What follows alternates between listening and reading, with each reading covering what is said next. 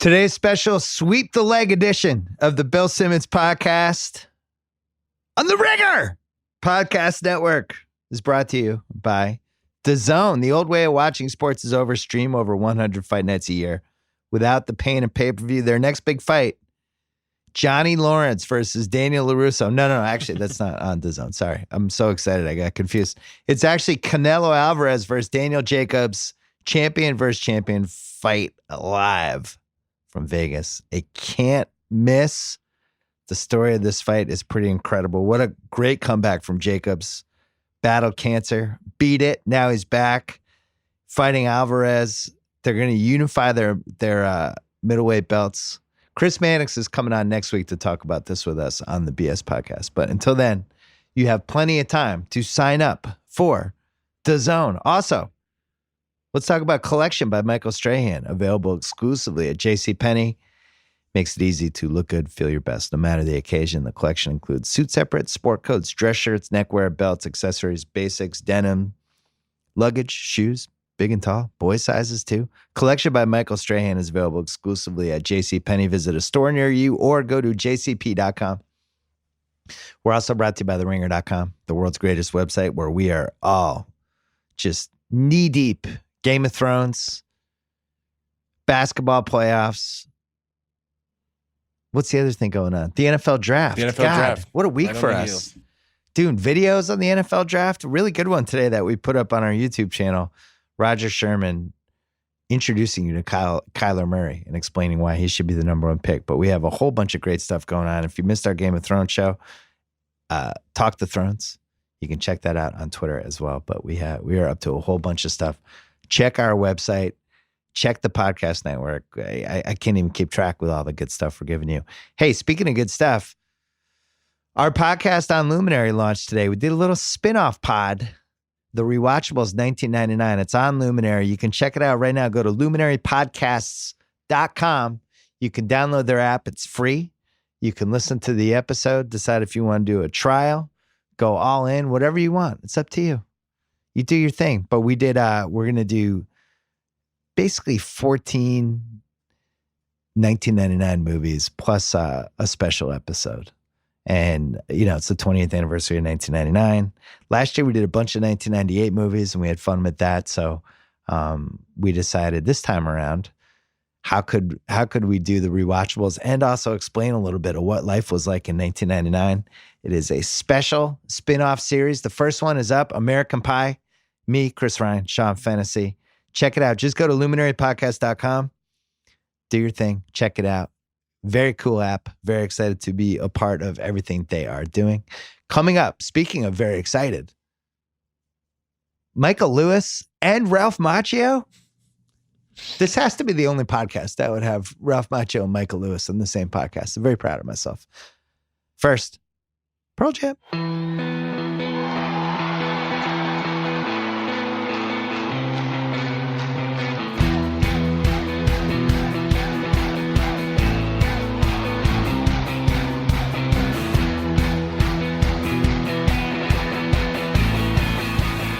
All right, it's finally happening.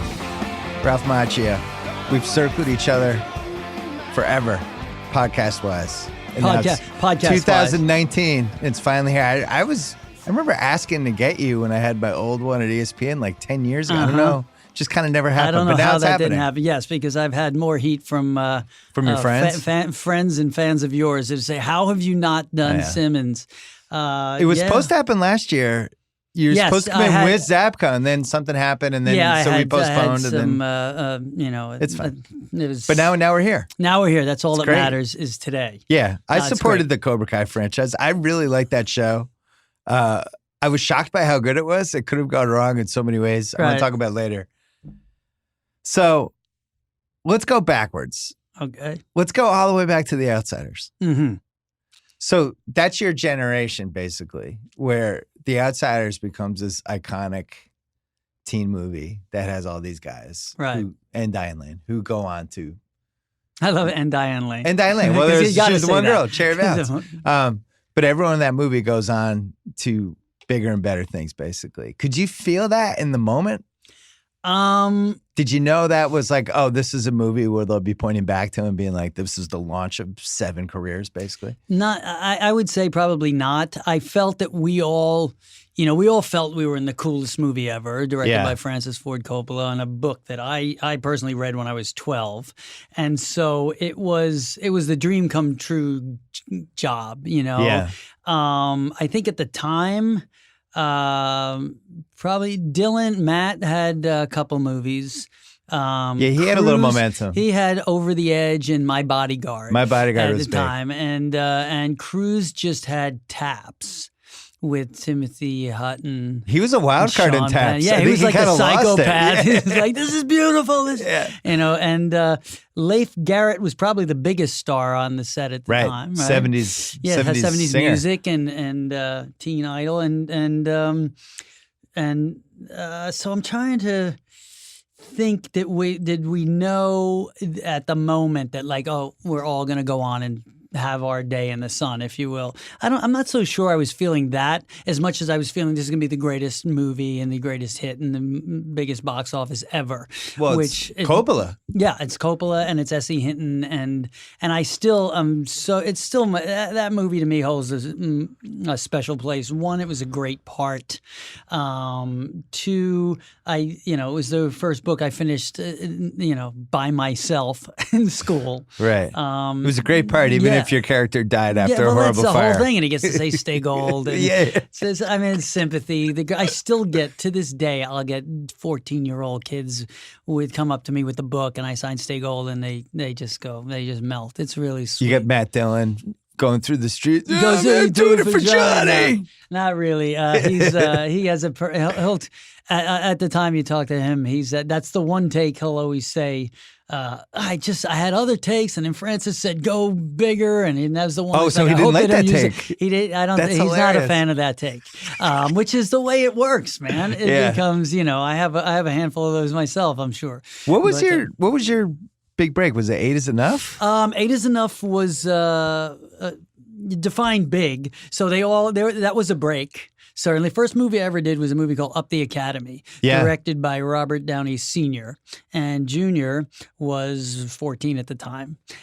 He was an extra in the movie, so I always like leading with that because I just said whatever happened to him. Senior, yeah, and that junior kid, who knows? That junior kid, and then the 8 Is Enough came after that. So that was 8 Is Enough was.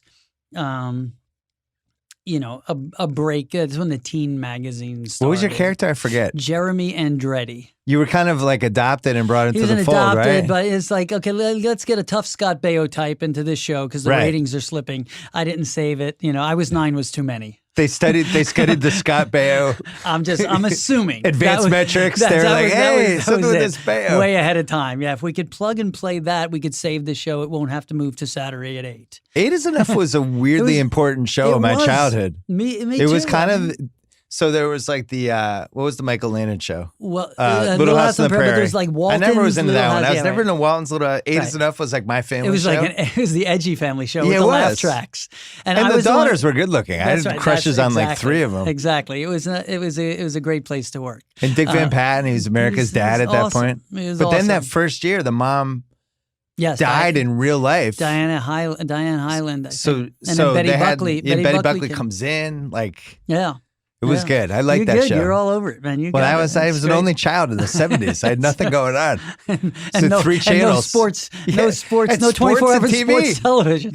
That's right. You had the Olympics and the World Series and then a lot of 8 Is Enough. I remember the 1980 Olympics. I remember like every event that happened. There was nothing else on. Me too. And that was ABC too. So they were promoting a lot of the ABC shows during that. But like Happy Days, so that Vern and Shirley, all that stuff. Yeah, that was it. So 8 Is Enough was the first break in the teen magazines and that kind of stuff. And then The Outsiders came right after that. And that Outsiders I consider my biggest break because it was everything. It was, I want this part. I want this movie. I love this director. This is, Did you beat up Baio for that part? Was there like a little Italian on Italian crime? It's really funny. Everyone, if you look at the behind the scenes on The Outsiders, there's a great little featurette on the casting of that film and how it was done. We were at, it was oh God, Zoetrope Studios, which was on Las Palmas. Yeah. When Francis had the studio down in Hollywood, and we all sat on the stage around the perimeter. Every actor you could imagine, from Dennis Quaid to Mickey Rourke to Scott Baio to everyone in the movie and beyond. Mickey Rourke and Matt Dillon are just sizing each other up. They just know for Rumblefish. Oh yeah, it's gonna be happen. Dallas. This is gonna be one of us is getting this. That's right. Actually, it was. I think Matt. They saw Dylan in New York. But I was out here at the time, out in L.A., and so it was an amazing audition process because you're watching every other actor read for the role, which is unprecedented and just brutal. Because then you're watching Coppola, seeing if he's reacting, and then you want to do, you're trying to please the decision maker. Well, and he also had this is only 10 years after Godfather 1, where he basically launches the careers of all these guys. I mean, the biggest. And an Apocalypse was, so this was between One from the Heart, which was, I guess, arguably One from the Wallet. And then so he needed to do something to make money quick. Yeah. But Francis that's how his career always was. Spectacular. It was, Outsiders is just holds a special place for me. So Karate Kid, was that your first starring vehicle? I think that was the right? first. Yeah, that came out right. That was The Outsiders hit the theaters in this March '83, and Karate Kid we started shooting. I was cast that summer, and we started shooting Halloween 1983. Did you know it was going to be the most rewatchable cable movie of the 80s, that's probably? On somewhere every place. Because all this stuff is happening mid-80s where everybody gets HBO at the same time. Right. Everyone's just getting more channels. And we didn't have a ton of movies back then, and it was kind of the same 20 movies that were just on all the time. And Karate Kid was just on for a year straight in 1985. But it also did great in the movie theater, but shows up on cable, it's just on. It still does. Yeah. It really still does. I had no idea, neither did Avildsen, our director, or Weintraub, our producer, or anyone, Pat Morita. I think no one knew.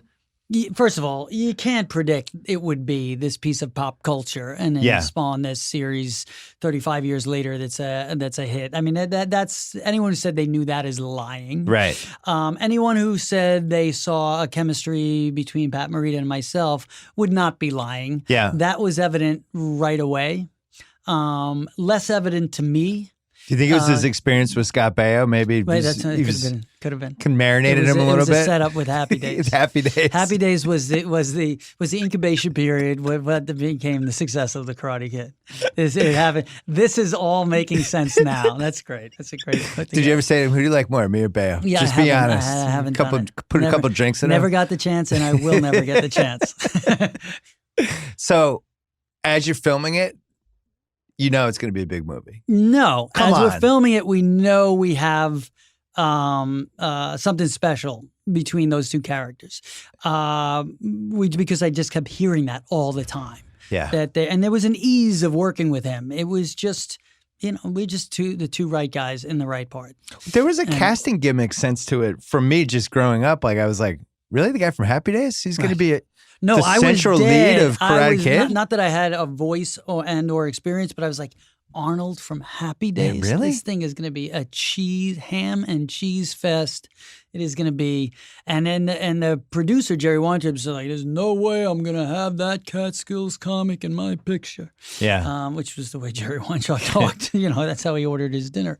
But Avildsen, it goes into John Avildsen, the director. He saw Pat and is shot video of him, shot video of me, cut it together. You could see that actual footage on YouTube right now, our first reading separately, me in New York, Pat in L.A. Seriously? And yeah, you could pull that up. It's a awesome. Karate Kid thing I haven't seen. I can't believe it. That's Jesus. right. You can find it. I guess it's Macchio Karate Kid. You'll find it somewhere. And it's he just played the tape for Weintraub and the studio and said these are the guys. These are the guys. And we should mention he did Rocky. He did Rocky.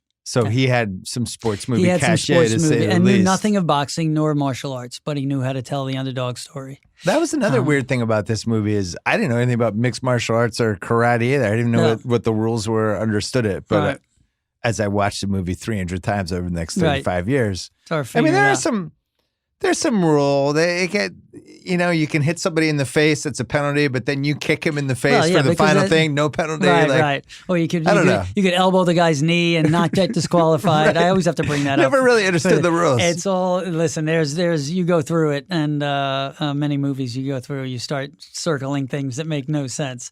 It's power of suggestion. We do a podcast called The Rewatchables, and one of the things is like we have one of the categories is nitpicks, because when you see a movie 10 times, 20 times, 50 times, you just start picking up stuff you never would have picked up. Right. Like in Major League, the batting order gets screwed up in the ninth inning, like just things that they never intended you to notice. The fans, well, now what happens is they do that in real time because everybody has that, many people have way too much time. Yeah. And the internet and slow motion freeze frame. Yeah. They could pull out when the stunt double is in because they just lock and they say that's not his profile. We never knew. You just watch Rocky or you watch an action picture and it's the actor. Now they freeze. They can freeze everything. The TVs are too good now. Yeah, they see better than we do. There was a blurriness with those old ones and all that stuff. There was you have to actually dumb it down to make it have that warmth and stuff. But how long were you filming the karate tournament? Back then, I mean, it was 35 years ago. About 5 days. The final scene we shot. It was one day. It was pretty amazing because Billy and Zabka and I would work that scene. It was like a ballet. We really had it down. We had plenty of time. Where with Cobra, we rehearsed that scene, that fight scene for over the 2.5, 3 months.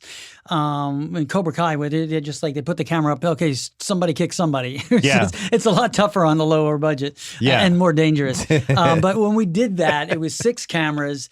It was Avildsen who had done Rocky, as you said. So, he's the conductor. Everything's choreographed. It's choreographed. We fill it up with at Cal State Northridge. We fill up the gym with extras, and we run it for the first time like a live theater. It was unbelievable. Plus, I get to win, so everybody's cheering for. They're like, cheer the guy on the right, you boo the guy on the left. That's how Karate Kid is so black and white. Right. Where Cobra Kai delves into. They're just so evil. Into the gray area of all these characters.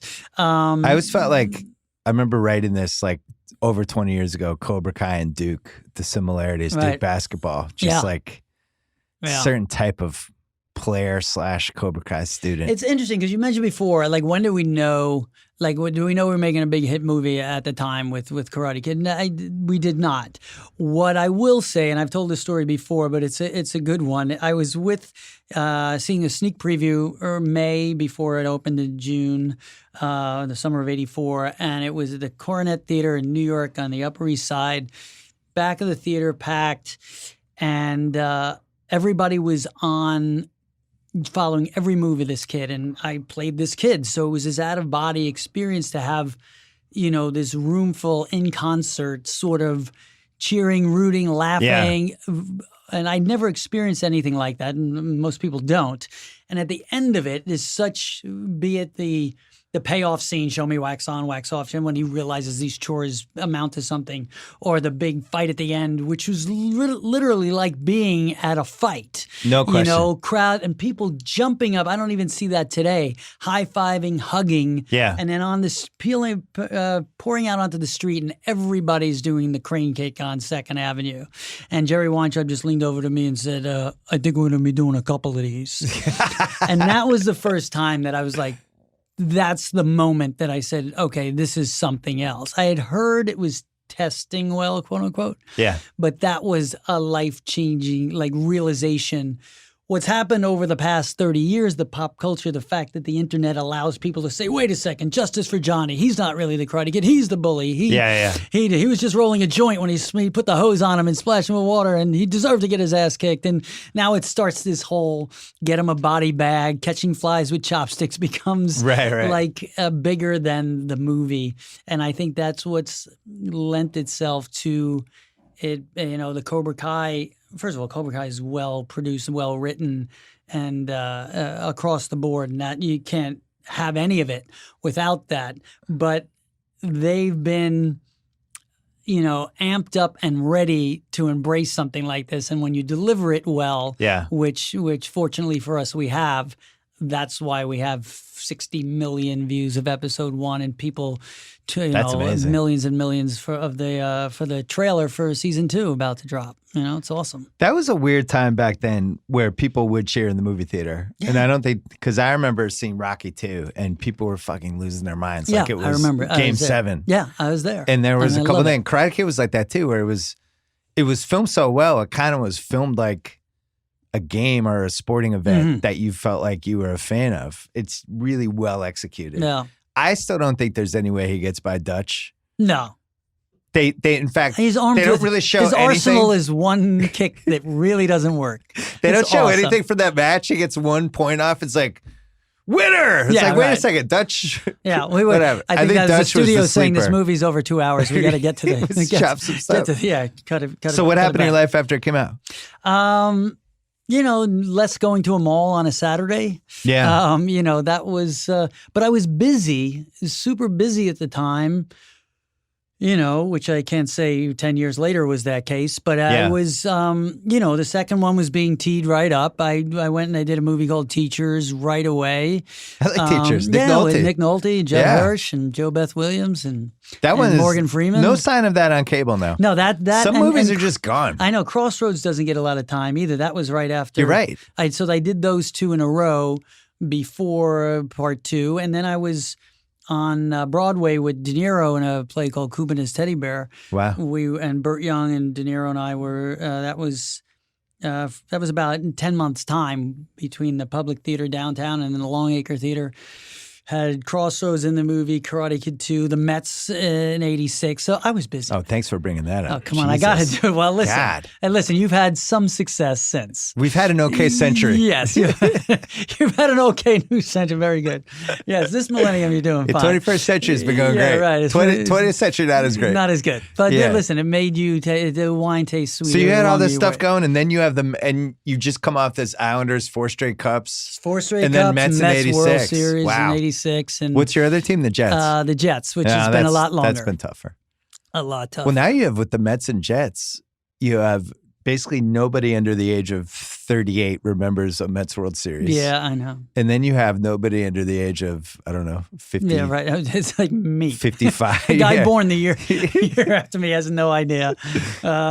It's funny to see that happen on the Mets because for just years, I felt like anytime I saw a Mets fan, like, you're a Red Sox fan, I could just see it in their eyes.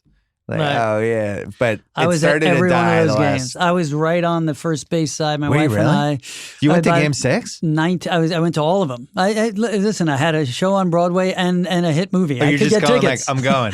Yeah. And so, we were about 19 rows up right on the first base side. I just remember, I remember that inning freezing with my wife. She wasn't. We were dating at the time, and I just remember it was crazy magic. The way, if you're a Met fan, Calvin Schiraldi, was that the guy? Unfortunately, yes. Okay. Yeah. Anyway, I don't have many exciting stories. Deer in the headlights. But I remember just seeing the ball behind Buckner's heel. Just seeing white.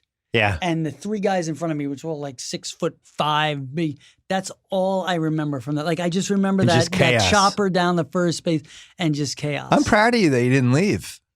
Oh, I was there. Celebrity getting out of there early after the 7th inning. I'm the sports fan first. That's good. That's a good job by you. Celebrities in the rear view. Yeah, that's a nice job by you. Yeah, that's just the way I am.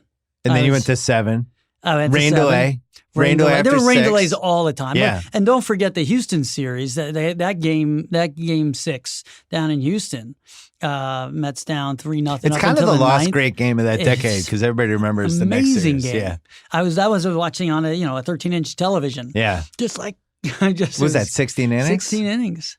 It was crazy. And then before that, the Islanders Stanley Cup. I was at all of those 80. I was at that.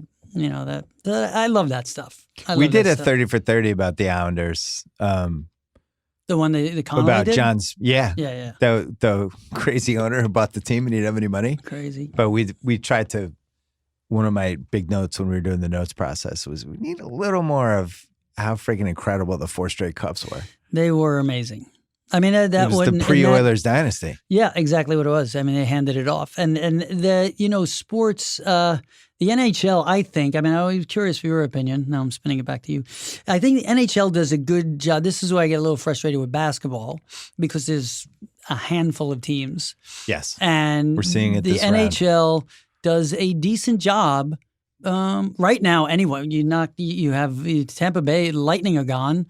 And Pittsburgh's gone. Yeah. Anybody? I mean, the Islanders actually could potentially, if all goes right, have a shot. Where they weren't supposed to get in yet. And I think any given game can be competitive for the most part. And then I don't feel that way in the other 3 major sports. It's really nuts how just random hockey is. Yeah.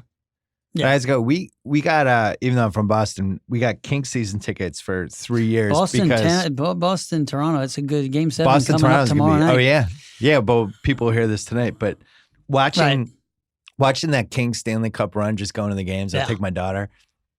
And it's just Jonathan like, Quick. It comes down to like a puck hitting somebody's shoulder and going in. Right, some people say, I don't totally, I get that. But it's like, all my basketball friends say that. You need the skill to make that shot. Well, you need the skill to put yourself in the position. You're absolutely right. But it just drives you nuts when that one bounce or, the one ricochet, whatever. Right. In but you have 2 guys hanging on you, and not if you get a hangnail, you get 2 free throws. So there's that argument. There is the goalie. The whole hot goalie thing is just, I mean, that's why the Bruins won in 2011. Yeah, exactly. Thomas got hot, and then Quick was like an octopus for 3 years there. Same but anyway. with the basketball, the one thing and I don't plus like, I sucked at basketball, so that's why I appreciate it. But the one thing I don't like with the hockey is the regular season is just completely devalued now. They and this is why I gave up the tickets.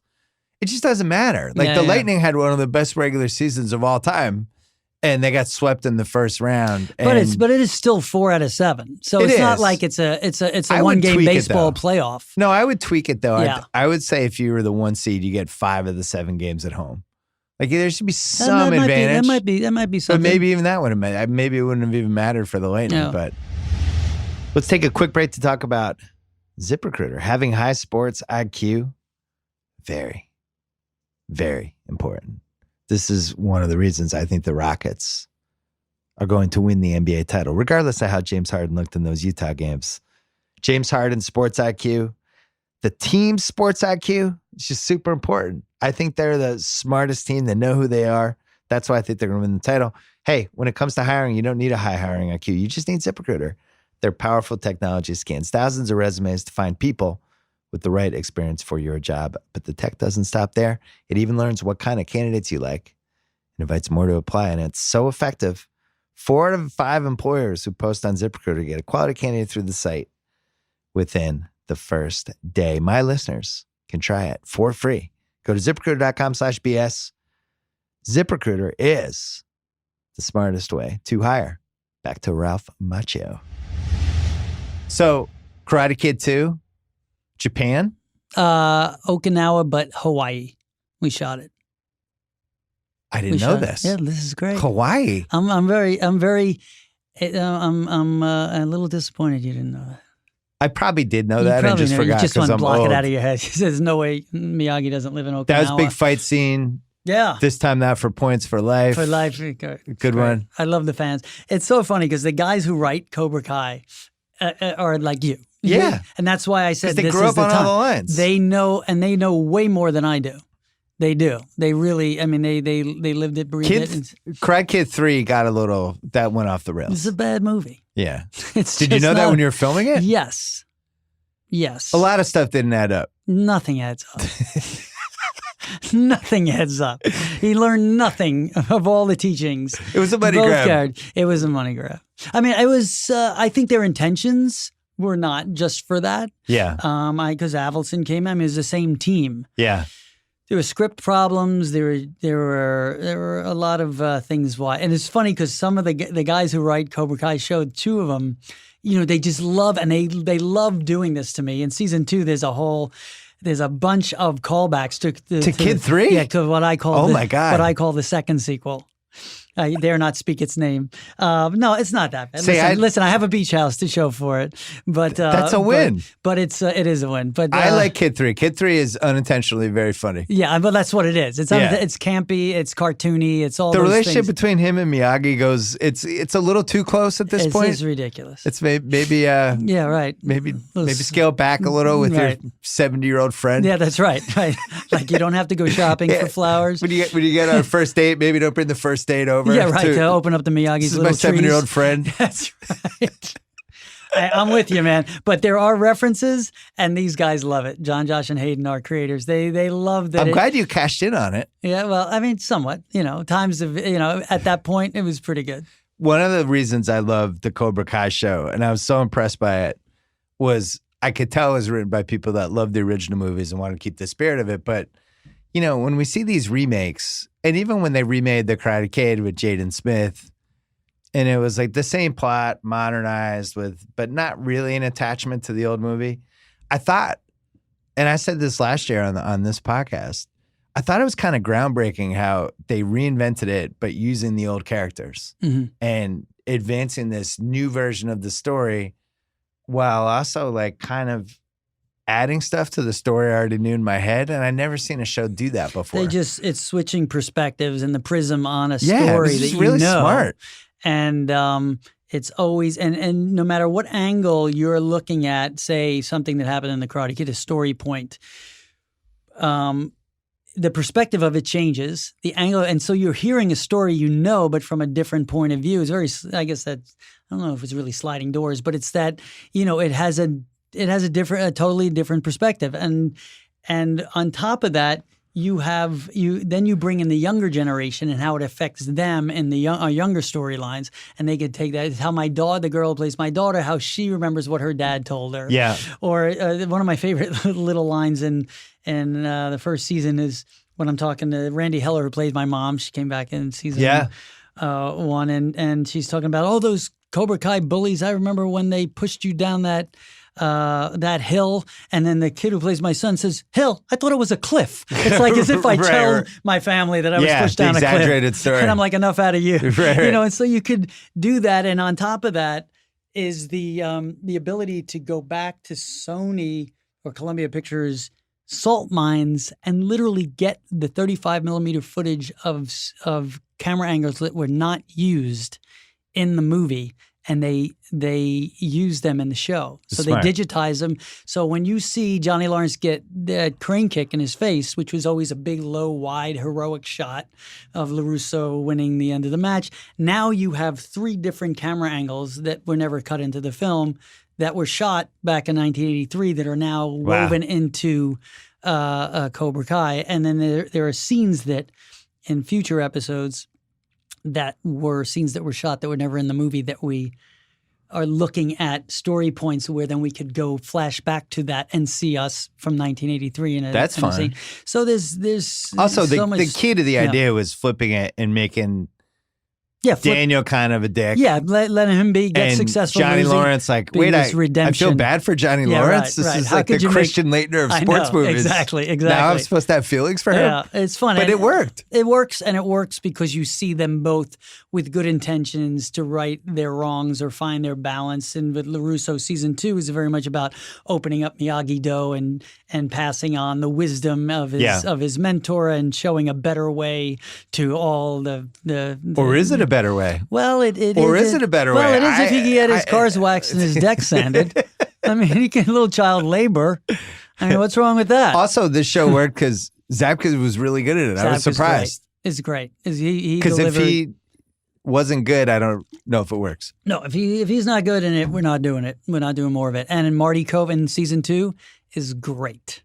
He really is great. So that got teased at the end of season 1 that he's back. He's a big part. Yeah, he throws a wrench in everyone's plans. So evil. Yeah, there's dictators who are evil, and then John Kreese, and then that's it. That's it. He makes Darth Vader look warm and fuzzy. Yeah, Darth Vader's like, Yeah. Because you don't really get to know, know how he was in school, if he was picked on, so. Oh, wait, I'm going to start having feelings for him too? No, I was talking about Darth Vader.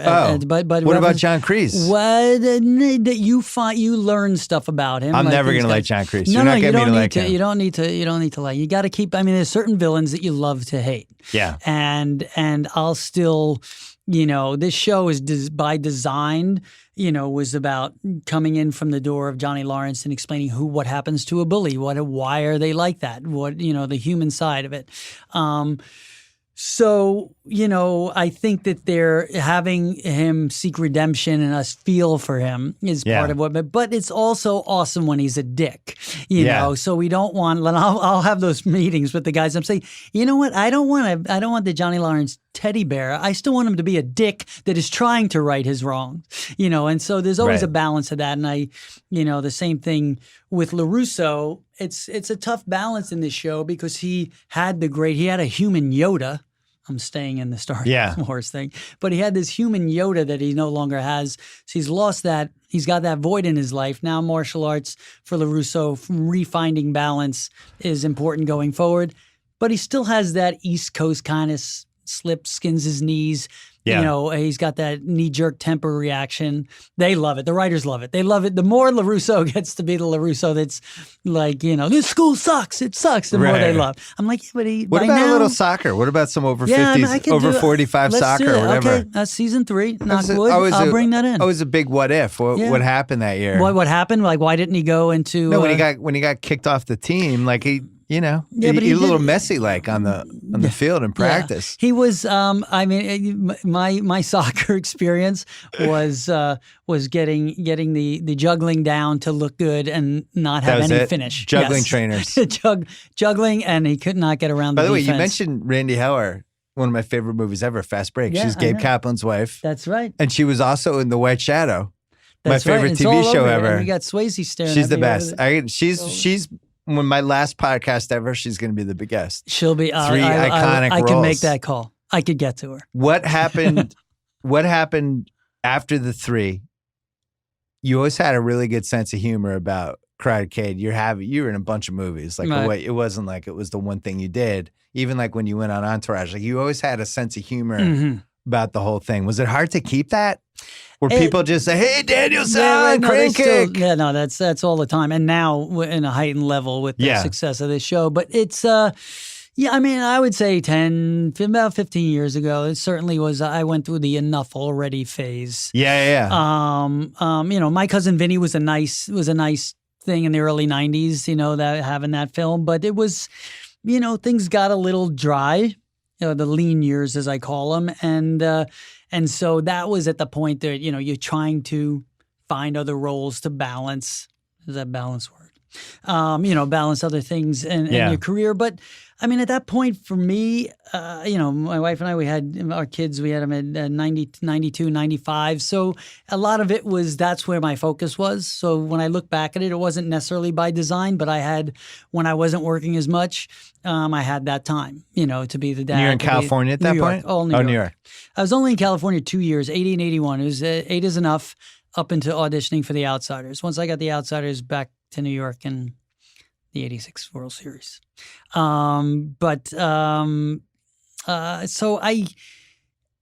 I never, it's interesting now more than ever in the last 5 years or so.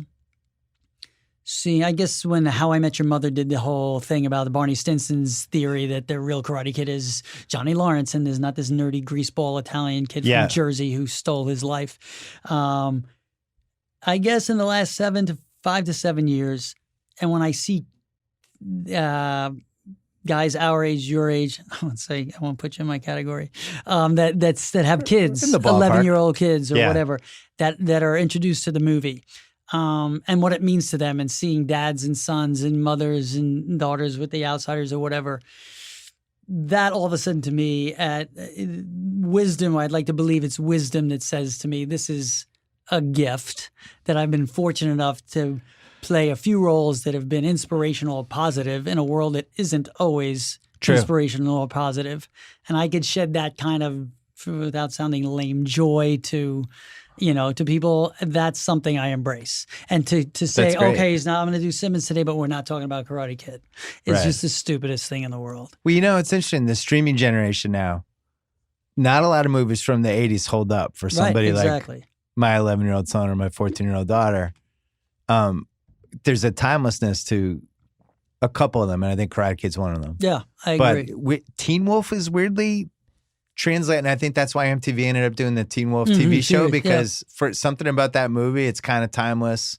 But then other ones aren't timeless, and they just kind of, for various reasons, like Revenge of the Nerds has some like real issues in it now that aren't great. Yeah, you can't go there. Yeah. But a lot of the 80s stuff has just gone away, and only a couple of them have lived. But I feel like Princess Bride, Karate Kid, some of these things, they're just going to live on and on, because it doesn't really matter that they happen in the 80s at this point. It defined that. Well, the 80s are still kind of retro cool. Yeah. And that's going to fade at some point. But I think I don't know. But maybe not. Fade. Maybe not. But the being in a film that sort of defined that time, but also a movie that works on a human level. Yeah. It's a kid trying to navigate, fish out of water, fatherless child, single parent moving to a different area. You're checking a lot of boxes there of people that have not a lot of money, trying rich family that he's kind of dating into. There's a lot of stuff going on. And then there's a wish fulfillment. And then there's Daniel LaRusso had no business winning anything. Right. Which is the biggest difference when people talk about the remake, the Jaden Smith remake, because I felt he was a ninja within 5 minutes, and there was less of that kid next door element that we all felt that kid. And I think LaRusso, partially in the great writing of the script and also the casting, for me being the right guy at the right time, who had that a little bit of East Coast cockiness, but yet a very vulnerable kid that needed guidance and that mentor. We could all use that bit of wisdom navigating through that tough time. And I think that's why, I agree. It works more than just catching flies with chopsticks and get them a body bag, Right. And it is a 80s high school movie, which was this great era of high school movies from like 83 to 87. Right, all the John Hughes There's a lot films. of them. All the John Hughes ones, like Secret Admirer, there's... And then what's funny now is... I love this. Secret Admirer is great. And what's funny now is this, Netflix now has, the algorithm has figured out, just make more of these. Yeah. And like my daughter, she watched this movie this weekend with Noah Centineo. It's called like The Perfect Date, something like that.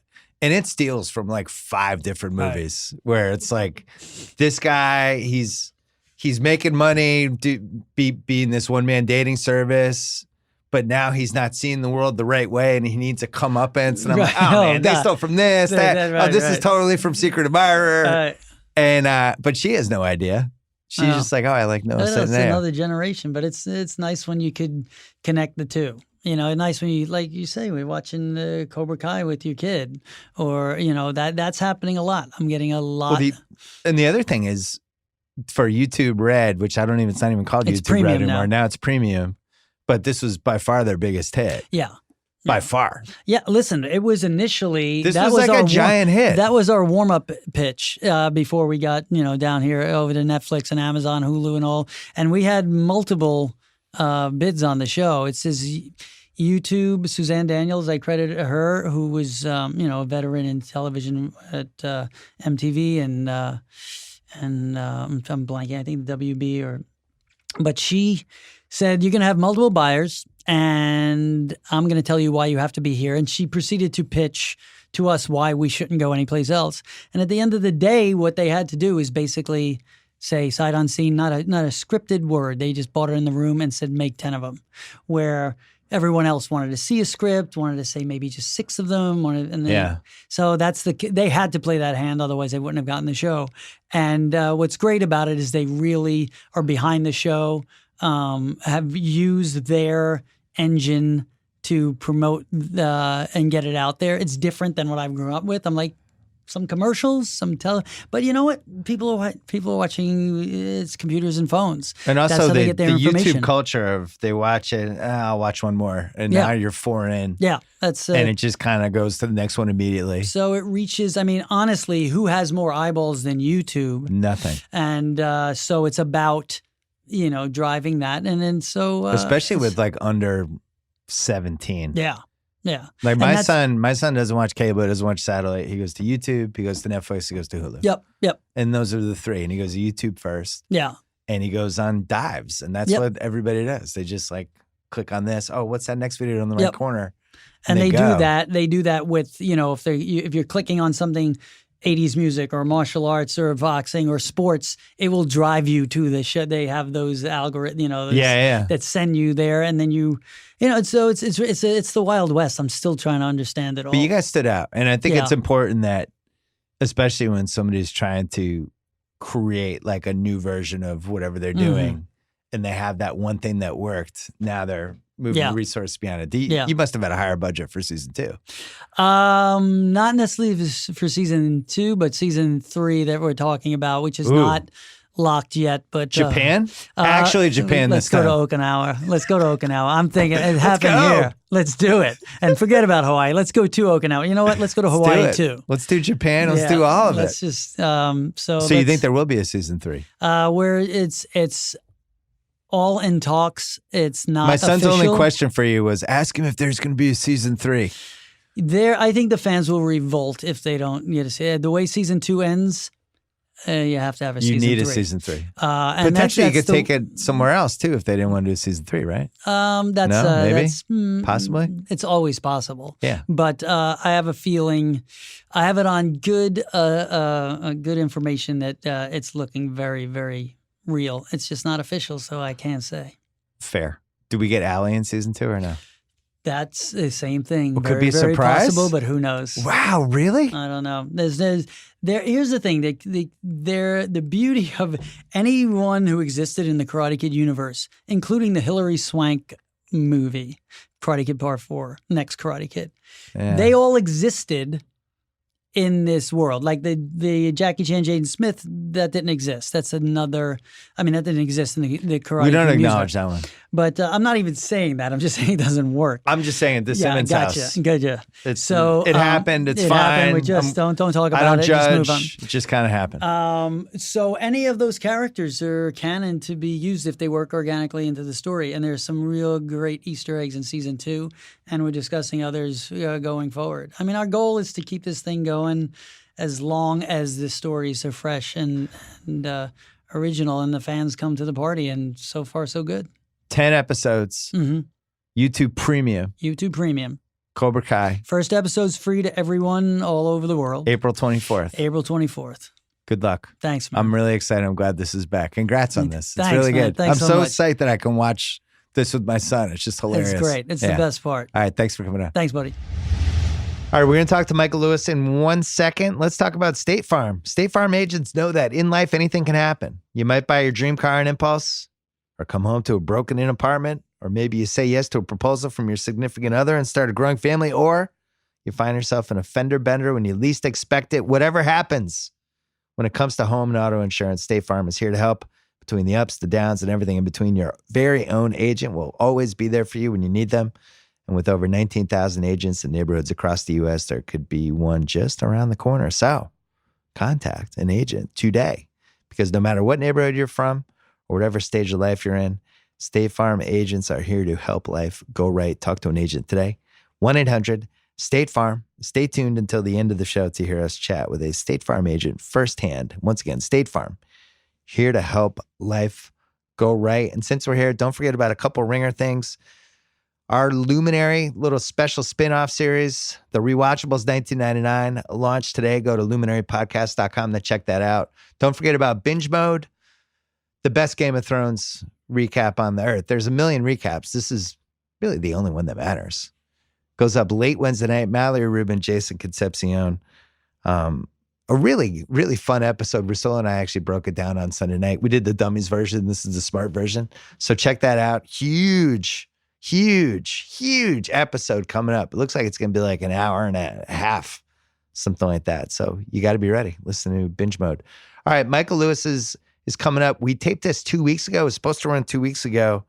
What happened, Kyle? Like Magic Johnson? There's some Magic Johnson stuff, right? Something weird happened. I'm sorry, I was reading an email. Classic. It wasn't a text, though. It was an email. Kyle's the best. Sorry. I suck. Well, something happened, but now we're running it. So it's fine. It's an evergreen interview, and you're gonna love it. It's part one of he's gonna come back in a couple weeks, and we're gonna hit part two with a whole bunch of stuff about where things are going in life. But hopefully you will enjoy part one. Here it is, Michael Lewis. Michael Lewis is here. This has never happened somehow. I think we've sent emails about it multiple times. We did something on stage once at the Sloan Conference. God, before the Sloan Conference was cool. Yes. What was that? Ages ago. Ages. I mean, was it maybe 5 years ago? I know. Might have it was been the longer. year the Blind Side movie came out. Whenever that was. That was a good movie. That was the first time I went to that. That conference is one of these things that everybody should know about. Even if they don't go, they should know. The idea that Daryl Morey, Houston Rockets GM, is teaching this little class at MIT, and that he makes a deal with the Rockets owner that, yes, I'll come run your basketball team so long as I get to keep teaching this class. Yeah. And the compromise is, no, you get to have this little conference, which becomes, I mean, I was there. Did you go this year? Was it 3,000 people? I did. I was there this year. And I also went when it was at MIT in the classrooms. So we're talking like 07, 08. They would have many, 100 people, right? Yeah, and it was crammed. And it became clear. It was right around, you wrote a piece, I think it was 10 years ago, about Shane Battier for New York Times Magazine. That sounds right. Because it was right around when my book came out.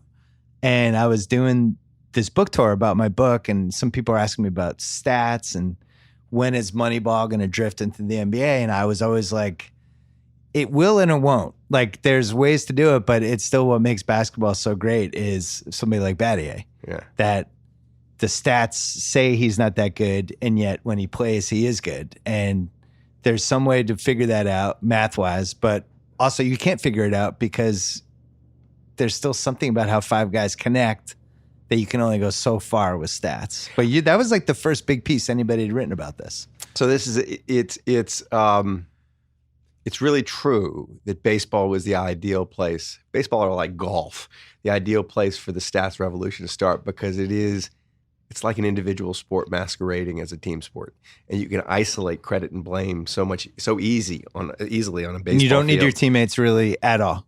You don't, and you also, the guys. And because they're defined by these stats, even when the team sucks and even when there's no hope of making playoffs, they still try because they're paid for the individual stats. Yeah. And they are, but it's so easy to isolate, so it's easy to analyze. And basketball, this was the problem, right? When Daryl walks into it, I think it's one, that what they're measuring is not necessarily what's leading to wins. Assists, points, and rebounds. There are ways you can score a lot of points and hurt your team. Right? You take 100 shots and you make 20 of them. You scored a lot of points, but you lost. Or if you're a good offensive player and you stink on defense. Right. So what Daryl was saying in the beginning when I did that Battier piece was we need to measure different things. And they were trying to measure what Battier did. And there were crude ways of, the first crude way to measure the effect a player had on the game was just plus minus. So just what happens when he's on the court to the team's performance. And but they've gone way beyond that now. And I think Daryl would say, he'd probably agree with you, that there's limits to what the whole money, even though he is the embodiment of Moneyball in the NBA, I think he'd probably say, we will learn a lot more and it will become ever more analytically driven, but there'll still be limits. Yeah, and I think it's funny, I've known him now for almost 15 years. And it's funny to see him come around on certain things, but yet keep the same principles of what he always believed, which is like, there's ways to measure a lot of this stuff. And if I can merge that with the eye test, right, and I can learn all this other information and I can put all of this together, this will all make sense. Because it was never, in baseball, you could literally have a computer be the GM of a team. Right. And it would probably do a half decent. Right. You can't do that in basketball. And if he made any mistakes, and he's had a great run, it was always about not understanding fully the chemistry part of it, which he eventually realized over time. And this year, this Rockets team he has now is like the best version of that. It's like this team where everybody kind of knows, what's my role? What do I do? Who are the stars? Oh, I'm not James Harden. It's his team. I do this. And that's really what basketball is. And at some point, stats can't really capture that. Capture some of it. Capture some of it. Right. But and it's changed the game, right? I mean, the game's played differently, but partly because of Darryl. I mean, just the realization of the efficiency of the 3-point shot has opened things up. It's opened things up. Some would say it's ruined basketball. Some would say it's completely changed it. I think it's more. I think it's more exciting. I mean, I don't know how. I go back and forth on it all the time. My fear is that everyone's going to eventually play the same way, which I don't want. I still want weird teams. We still have weird teams now. Like Denver's a weird team. Yeah, they're built around Jokic, who's this passing center, who's really unlike any player in the league. Well, that's why you'll have weird teams, right? Because you'll have people with weird skill sets, and you'll build around those skill sets. But so here's an interesting thing: people after Moneyball came out, 5 years after Moneyball came out, people would ask me, it's smart, but it's making the game more boring. And if everybody plays the analytically smart way to play in baseball, it's just it's a duller game. And I think that's probably true. Shutting down the running game, bunts are out. I mean, and true. You end up with pitchers who throw a lot of strikeouts and guys who hit a lot of home runs, and otherwise they strike out. And you end up, it's just a slower. And only really fast guys steal, and nobody else even really does it tries. that much. And, it's become in addition, the technology has really gutted the role of the umpire in baseball. He's just like not worth yelling at anymore. Yeah, he hardly has any power. But with the analytics in basketball and football, it's not as simple a story. The game, so I'd rather watch a baseball game in 1975 than a baseball game now. They were more fun to watch. Interesting. I would not rather watch a basketball game in 1975 than I think basketball is just about as exciting as it's ever been. Yeah. Right. And I certainly wouldn't want to watch a football game in 1975. It was like, or Dave Osborne, 3 yards in a cloud of dust up the middle. That kind of, it was an incredibly tedious game in some ways. And opening it up has made it so much more fun to watch. And that's not purely analytical, it's strategically driven. It's like realizing you use a whole field and you're going to have a better offense. I'm bummed out by what's happened with baseball. And look, it all makes sense and it's all logical. And this is the best way to evaluate players and what we see. But arguments are almost gone. You're right. Well, 20 years ago, Jeter versus Nomar was this awesome argument. And none of us were really equipped with facts. There was no answer. The Boston fans, and we were like, our guy's better. And the Yankee fans were like, well, our guy's more clutch. And we had stats, but not many of us knew all the actual stats. And now it's just like one number, it's just surgical. Yeah. It's like Mike Trout is the best player in the league. Can I argue this? No. Here's all the evidence. Right. It becomes like a murder trial where you're just presenting the DNA evidence. It's like, oh yeah, he did it. Yeah. And I feel like that's what baseball has turned into a lot of. Well, you can see it in the public interest, right? It's really hurt baseball. Really hurt baseball. Yeah. No question. It's a curious thing that the smart way to do it, that knowledge and progress has killed interest in the thing. Well, and I think I used to talk about this 10 years ago. My fear was that it was going to become algebra, where you just remember the formulas and the outcomes.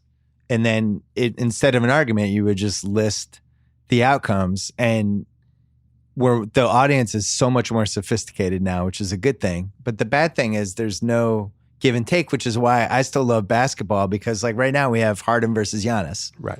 MVP. Everyone's bringing out all their stats, which is fine. And that's part of it. And the on-off court stuff and Giannis's defensive metrics and what Harden means offensively to his team and usage rate, all these different things we can look at. Or you can just watch all the games, or you can merge both of those together. And it's still a really fun argument. There's no right answer. But like in baseball, it's like, is Mike Trout the MVP? Yeah, here's why. Yeah. It's and true. then it's over. Yeah. So I don't know. I don't know if that's better. I miss the old days of me being like, Noma's better. He just is. And when was the last time you saw a manager come out of the dugout absolutely infuriated and throwing bases around and kicking dirt on the umpire? So you missed the Tommy Lasorda era. I miss all of that. I mean, it was preposterous in some ways, but in other ways, it was a lot of fun to watch. It was theater, right? And now, you just go to the replay. I feel like knowing the numbers now is an essential part of watching. I still watch the Red Sox. I still love baseball. I watch Red Sox games. I don't follow the whole league like I do with the NBA. I just watch the Red Sox. And I know a lot of the numbers. And I feel like I follow certain Twitter accounts that are really smart and will help stuff and be like, well, Chris Sale's velocity is down. I'm like, that's not good. He's down to 88. Like, this is stuff I never cared about 20 years ago. Right. So in that way, it's more fun. Yeah. But yeah, I miss the one the thing that arguments. does save baseball a bit is the randomness. There's so much luck in baseball. Yeah. And where the ball lands there's so much luck about where the ball lands, and so it does stop it from being this pure science experiment. Well, the shift, you must hate the shift. Well, the shift makes it more boring. I mean, it just means more outs. I hate the shift. You're basically preventing somebody from doing what they're good at. It makes sense, but it also is just sucks. How would you change what rules would you change to make baseball more fun to watch? That would be my first one. The shift? You can't do the shift. Huh. Just get that out. Would you draw little circles on the field that they have to stay in, like softball and a pitcher's?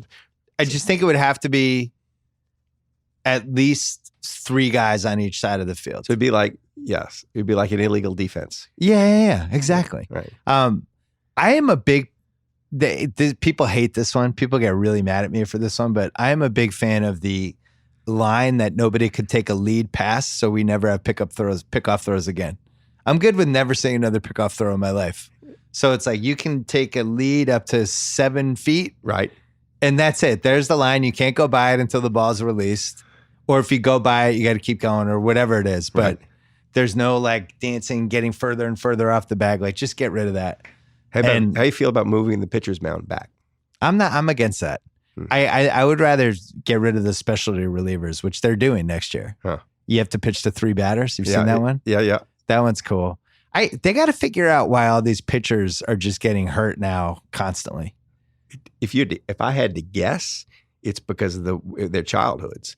I mean, that they're specialized at such an early age that overuse is just a problem. You would think. I mean, they're not playing 3 sports anymore. They're playing 1, and I just watched the way Little League works where I am, and it's amazing the strain on the kids' arms. The ones who can throw, the ones who are going to be like professional baseball players, and they're playing not 4 months a year, 5 months a year, but 12 months or 9 or 10 months a year. Right. I mean, it's amazing any rotator cuff has survived. And on the other hand, though, it's amazing now that we know all the stuff we know that some of the guys from the 70s and 80s also survived, that we did like 170. Like Nolan Ryan had games where he'd throw like 190 pitches. Right. Then he's pitching 3 days later. I know. So, yeah, we're still learning this stuff. But the pitchers thing, I think they throw so hard. The arm's not really equipped for what the body gets it to do. It's not. Yeah. I watch it with my son now. My son's in a travel league where How old is he? He's 11. And they're really careful because you have to play in the rec league too, and they monitor the amount of innings you throw. I have you a 12-year-old son, so I know exactly what you're talking about. But what's weird is you could be like last year he was a non-travel kid, so he's throwing more innings than the travel kids. But now he's a travel kid, so he's more protected. So that whole part was weird too. But so he's good. He's all right. Yeah, he's good. He's good enough to be on a travel team. How are you as a dad? I'm great now. I was bad for a while. When you were bad, how did it manifest? Well, my daughter's a big soccer player, and when she was like 8, I was like too into it. I had to like take because I just love rooting for my teams. What was the moment you realized you were too into it?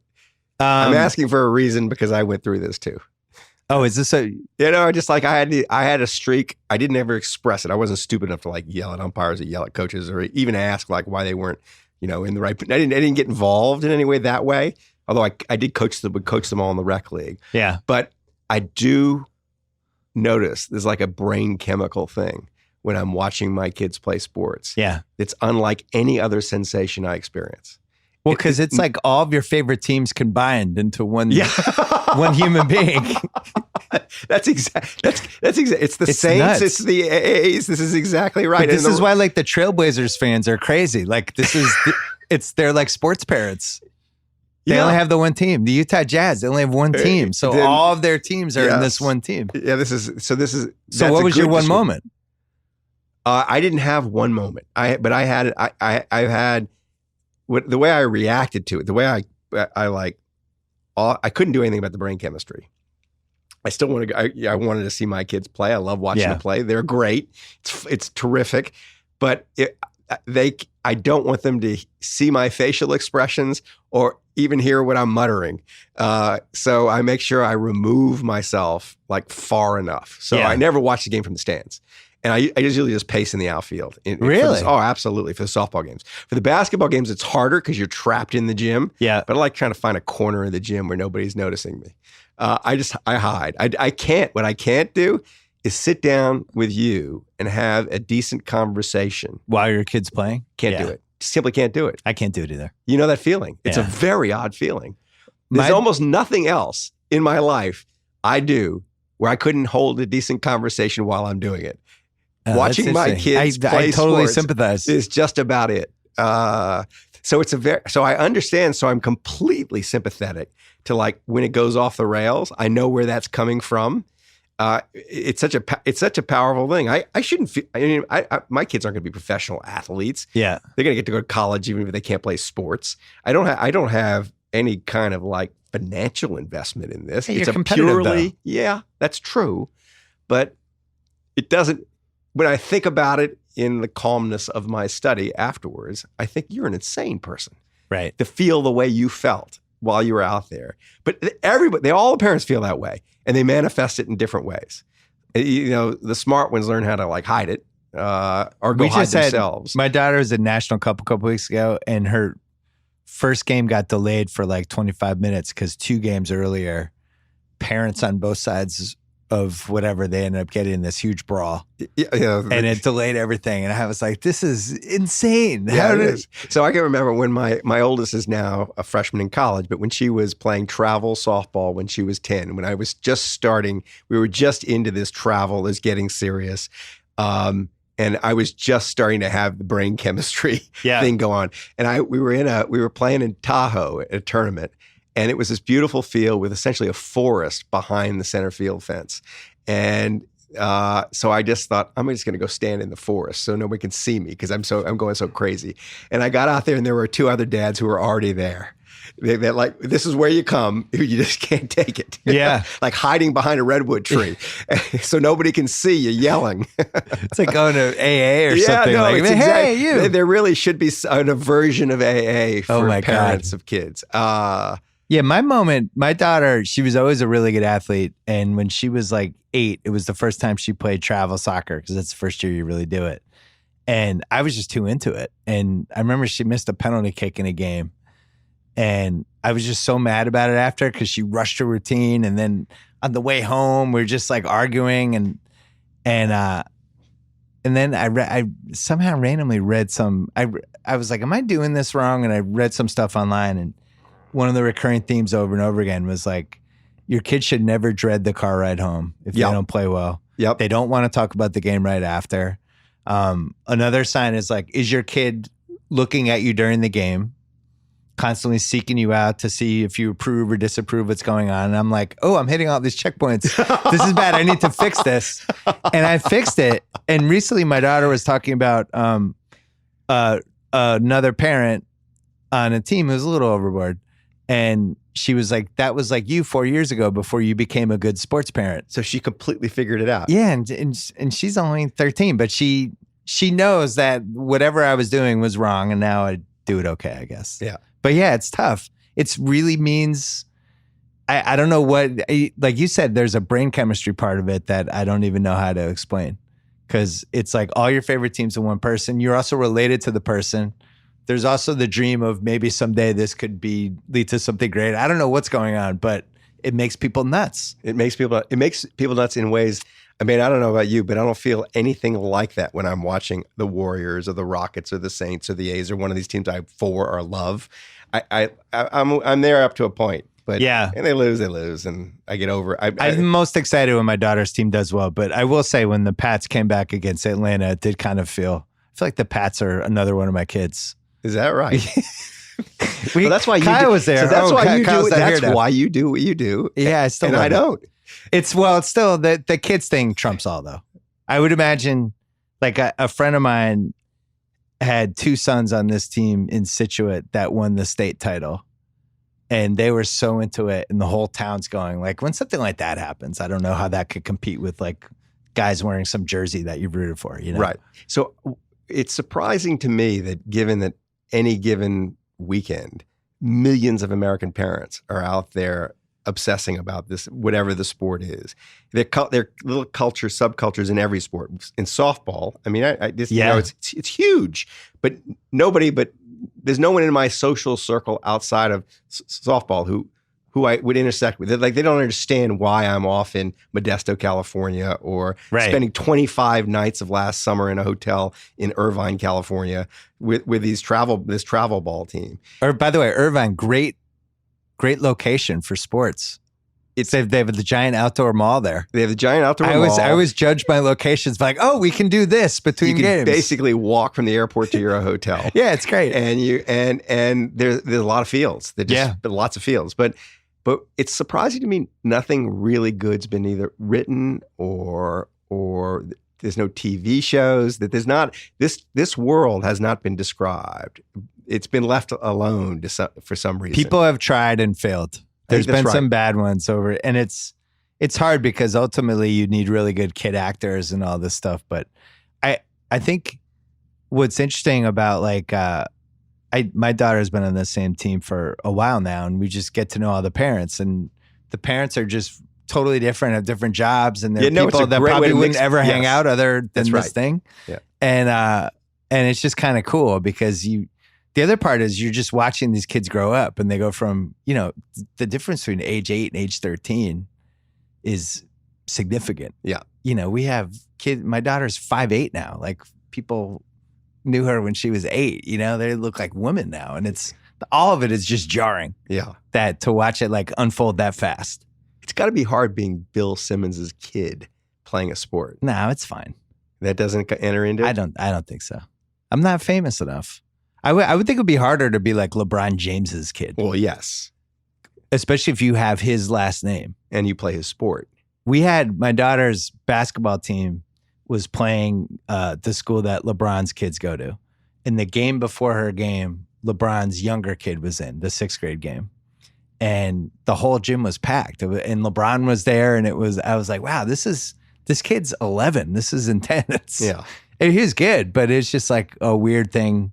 When you're 11, you're 12, you're still figuring out who you are. It's really hard to go into your parents' business. It would be nice if it was another sport. But LeBron's, the older kid is really good. No one's going to be LeBron. No, nobody's going to be LeBron. But we've seen. So the best example, right, is Ken Griffey Jr. Right, because Ken Griffey Sr. was really good. Or Steph Curry. Yeah, I guess Steph Curry is a better example. He's another good, yeah. Steph Curry is a better example. But it'll happen, but it hasn't happened yet with somebody who was like really famous. Right. Like, it was Del Curry, Ken Griffey Sr. These were like really good players, but they weren't like Kevin Garnett or, I don't know, Reggie Jackson or something. So it hasn't happened. Right. I wonder if LeBron has the same feelings you and I have watching his kid play. I could tell just from the one game. Yes. You think so? It was, he was like definitely intense. Although it's a little different because he had a crew of people taking Instagram videos of his kid and all that stuff. Let's take a break. Let's take a quick break to talk about Simply Safe Home Security, one of my favorites. You guys start giving me crap. You say I like Simply Safe just because they're from Boston. That's not true. I like Simply Safe because they've been an awesome partner over the years to the BS podcast. They have a great security system, awesome protection, very easy to use, and they're from Boston. They got started after our Harvard engineers' friends got burglarized. When they went to get a security system, it was a hassle, too complicated, too expensive, terrible contract. So he built something better. He built a comprehensive, easy-to-use protection. No contracts, fair prices, keeps your family and home safe 24/7 for only $14.99 a month. Better yet, engineered. Keep working during power outages, downed Wi-Fi, or for burglar smashes your keyboard. It's really thoughtfully designed, so it's never in your way. Even protects against fires, carbon monoxide, water damage, freezing pipes. Go with the only home security I trust by going to simplysafe.com/BS. That is SimpliSafe with 2 I's. Simplysafe.com/BS. Back to Michael Lewis. All right, we're back. We were just saying how We aren't off the subject of our children yet. No, it's this is the last thing All right. about being a sports parent. Yeah.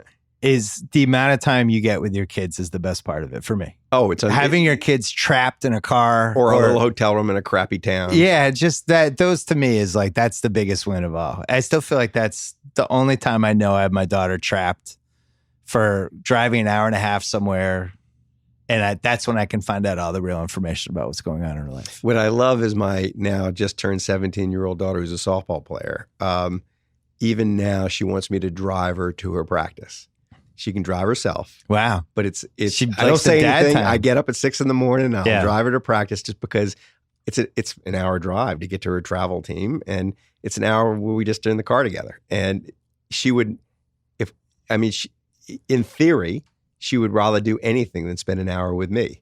Right. But there's this like little space we have where she just accepts we spend time together. And I know my kids so much better because of it. I mean, there are a lot of ways to do this other than sports, but sport, it really has been very handy. The other great thing about kids' sports is it does keep them, what they aren't doing because they're playing sports is a great thing. I mean, it like fills this void that would otherwise be filled by horrible stuff. By social media and drama and all that stuff. Yeah, I would add a third thing. I think it's really important for kids to fail in the society that we've created where nobody ever wants their kid to fail or experience any sort of trauma in any way, which is right. Because we've just gotten better and better at being parents and protecting our kids.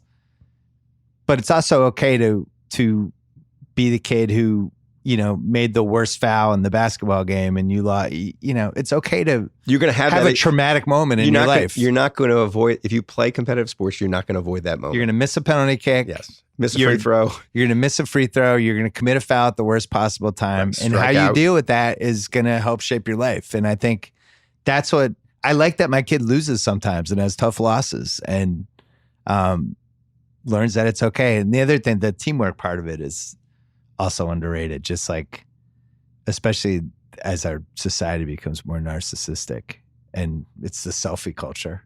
Yeah. It's nice to have teammates and to rely on other people constantly. And like, you can't succeed without the help, how you interact with these people, which is why I still love sports. Yeah. I like that still exists in some form. Me too. I agree. I wrote a whole book about my high school baseball coach. I remember. The sole point of it was, there was many points, but that wasn't the sole point. But one of the big things in the middle of it was a lot of parents didn't understand what he was doing. But when he was putting kids through a difficult experience, but the whole point was for them to experience failure and recover from it. Yeah. And it is a big thing you get out of sports, that ability to kind of bounce. And that you're not encouraged really to get anywhere else. But you can and you can't. It's so woven into sports that you can't avoid it. And I agree with you. I love that about it. I absolutely the first sports book you wrote was Moneyball. First sports book I wrote was Moneyball. And then right after that, I wrote it was a magazine article that got turned into a book called Coach. Yeah. So Moneyball was, it was 2003. And then Blind Side. So when Moneyball, the sports, I've only done 3. Moneyball, Coach, The Blind Side in that order. So Moneyball was. And you've written pieces and other things, but never, like you could have written a basketball book, you chose not to. Yes. Because you had basically 40% of it done. With Shane, you could have the Shane chapter. You did a Daryl chapter for one of your other books. Right, the front of the Undoing Project. But you could have 4 more chapters you have a book. You could have done. I could have done that kind of book. Yeah. But but it wasn't a single narrative book. And you could have concentrated on like 6 or 7 people in the world of the NBA and done some big picture something. Yeah, I've never really, the only idea I had for a basketball book, which I abandoned, but I did flirt with, is I thought, and this was like a decade ago. This is a little more than a decade ago, when I was hanging out with the Toohey family in Memphis for The Blind Side. Yeah. So Sean Toohey, who is the Tim McGraw character in the movie, the dad in the family, Sean and I had grown up together. He was the catcher on the baseball team, and I was the pitcher on the baseball team. Right. We were from kindergarten to 12th grade. We were in the same class. And he was a wonderful athlete. He still holds records at Ole Miss as a basketball player. but he was the announcer of the Memphis Grizzlies while I was working. He's just the color guy. Wow. And he was just doing it for fun. Yeah. Because he had a business on this. He had a really successful career as an entrepreneur. But I got to watch the Grizzlies up close, and I thought it was the first time I really got to see a coach have to manage the NBA players. And I thought that might be an interesting management book, to spend a year on a bench with an NBA coach who has so little leverage over the players. Yeah. There are a lot of people in the world of management who have that problem. They can't really control their employees. And university deans or guys, anybody in the tech sector, like your employees are these engineers who can leave the next day for a better job somewhere else. I mean, how you manage that situation where they have to voluntarily buy into what you're doing, where you're essentially, you're notionally the boss, but you've got to sell them on the idea that you're the boss. Well, and they all make way more money than you. And they all make more money than you. They all think you don't know what it's so hard to acquire authority in that environment. Well, Popovich is really the only one who is able to sustain it for more than 4 years. Yes. So he would have been that, I thought. But he never, what's weird is he either never would have talked to you or he would have loved the idea and said like, let's do it, but you can't release it until I'm retired or something like that. He would have, but that might have been. But that was doing. The idea. I thought I wanted to go sit on the bench next to him, and then I thought actually I'd rather watch my kid play softball. so it was just Who was the coach? It was Popovich.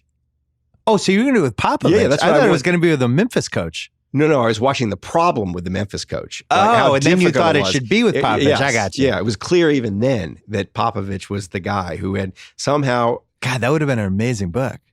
It might still be. Because the other thing is he's just such an interesting guy. I think I've told this story on the podcast before, so forgive me, audience. But I did TV once with Avery Johnson, and the Spurs were in town, and he was going to go out to dinner with us afterwards. And he was long retired. He hadn't been on the Spurs for 10 years.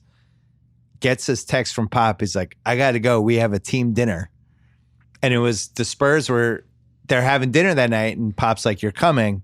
And it was like he was still in the team. It's like, I can't turn down Pop. I'm going. And it was just became so clear why that culture has been sustainable just by this one moment. Yeah, there's something about him. Yeah. And the way he goes about his job that's peculiar. Because Steve Kerr feels the same way about him. Well, Kerr emulates him.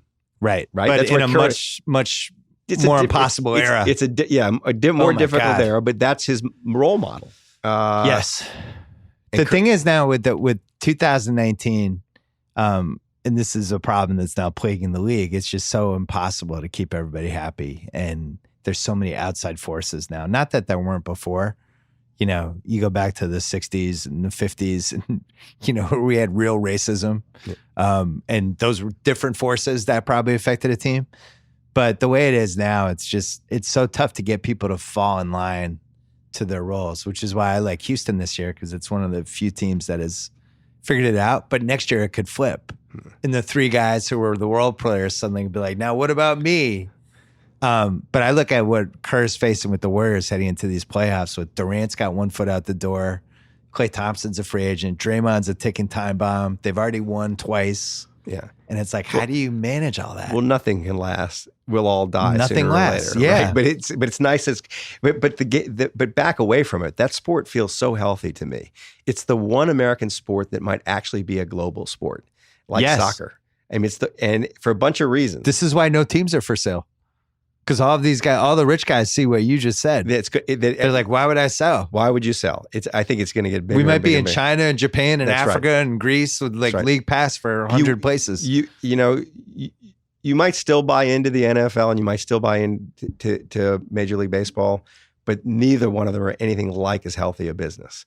Both of them have. It's crazy. The business has never been healthier, and the league, from a competitive standpoint, has never been in a weirder place, because the stars now all just deciding I'm in it for me now, which they should, I guess. I don't know. But should they? I don't know. Well, you're going to have, like you see this week with Dirk and Wade are retiring, and Dirk spent 21 years with the same team. That's just never going to happen again. Right. And you're in this situation now where guys are just going to bounce around. Well, Curry's been with the Warriors he may spend. So he might be the last guy, right? Yeah. So could he play 21 years? I don't know. Yeah, you're right. Curry might be the one guy who does that. I I still think it matters to belong to a city and to have that connection, but other people might not. You know, LeBron obviously, he came back to Cleveland 5 years ago, and that was a big part of it. Like, I'm coming home, Right. and then he left again. So I don't know. I don't. That connection, I think, is going to be with the players, really more than the teams with fans now. Where, like, your son is like, I'm a Durant guy. I just follow Durant wherever he goes. Versus like, I'm a Warriors guy. He's a Warriors guy. But what if Durant leaves? So he stays Warriors? Yes. Oh, yeah. Okay. Warriors, he's a little torn between the Warriors and the Rockets because he's gotten to know Daryl. That's another thing that happens. Sports bigamy. Yeah. Where people have like 2-3 teams. So this is funny. Daryl Morey came out for a Warriors Rockets game maybe 4 years ago. So my son was maybe 8. And he came wearing all his Warriors stuff to sit with Daryl, who's, you know, the only Rockets fan in Oracle Arena. Yeah. And Daryl hung this little pass around his neck that let him go anywhere, including if he could have gone in the locker rooms probably if he wanted to. Right. So he went back in the tunnel. So Daryl won him over. And there was, well, at the moment, yes, but he still has all his Warriors stuff. And we walk back in the tunnel, and he wanders off on his own, and he kind of collides with the entire Rockets team coming out of their locker room to go onto the court. Yeah. And they're kind of pulling the shorts, they're waiting to run out of the court, and they look down at this little kid, and it was like, it wasn't Capella because it was, but it was. I mean, there were 2 like 7-foot guys, and my son's looking up at him, and they kind of start picking at his Warrior stuff. They said, "What is this?" I said, "Who are you for?" And he goes, "I'm for both." and ever since then, when he goes to a Warriors Rockets game, he wears red on the top and Warriors on the red on the bottom and blue and yellow on the top. But yeah, sports bigamy. That's right. A lot of sports bigamy. People's allegiance. Tommy over here has like 20 teams. Yeah, no, he's got it's a portfolio. He's got all it's a these portfolio guys. approach, right? You realize you're managing your emotions. If you have enough of them that you're kind of for, some of them will be left in the playoffs. That you have someone to root for in the playoffs. It's not a bad way to manage your sports emotional life. So, do you like the player movement? This is a topic I keep talking. I'm completely fascinated by. Giannis might be another guy who stays in the same city for the entire time, by the way. We should mention him. Because I don't think he cares about any of this stuff. But in general, do you like this stuff or do you think it's stupid? I don't mind the player movement. I just like to keep it interesting. And well, certainly he's kept it interesting. He's kept it interesting. Yeah. I've stopped watching baseball games. I just don't watch it anymore. And that was a sport I played growing up. I mean, but basketball, I still find endlessly fascinating, and it's okay that they move around. It doesn't bother me that much. They've certainly figured out how to turn it into a 12-month-a-year sport. I know just from the Ringer standpoint, it's been going from where we were at Grantland to the start of the decade and how we regarded basketball just for content versus where we are now, where it's like it's 365 days a year for us. Right. And people want to read it. There's a voracious appetite for basketball content. Right. And it's great. I love it. I wish you'd written the coach book, though. I guess the closest thing, Jack McCallum wrote a book about the Suns in the mid-2000s, 7 Seconds or Less. And there's a lot of D'Antoni stuff in there. It's not a full book about D'Antoni, but it deals with some of the same stuff you're talking about. Right. But deep dive would have been cool. One of the things that's changed in my interest in sports, and this is just growing up, and it's also a function of the books I've written, but I think it's also changed for a lot of people, is that you now enter the sport not just through the eyes of the players or even the coach, but also through the GMs. Everybody's a GM. Yeah. Whereas before you didn't really pay much. When I was a kid, who paid attention? I wasn't even aware of the existence of a GM. There were these players. There was the coach, and you didn't spend the whole talent evaluation acquisition. It was. I mean, the GMs weren't paid like they're paid now. They weren't superstars like. And most of them were really terrible. I mean, they're just like winging it. Former players who I like this guy. Yeah, here's a giant contract. That's right. There wasn't a science of being a GM. It wasn't recognized. I mean, there wasn't the same skill set, right? So now you're entering it through the sport through the eyes of the GM. The player movement is just kind of part of the entertainment, right? Well, that was one of the reasons I really loved Moneyball, the movie. It was great. You had to be like delighted. I mean, that was. I felt that was it. That was in limbo for what, 5-6 years? 7.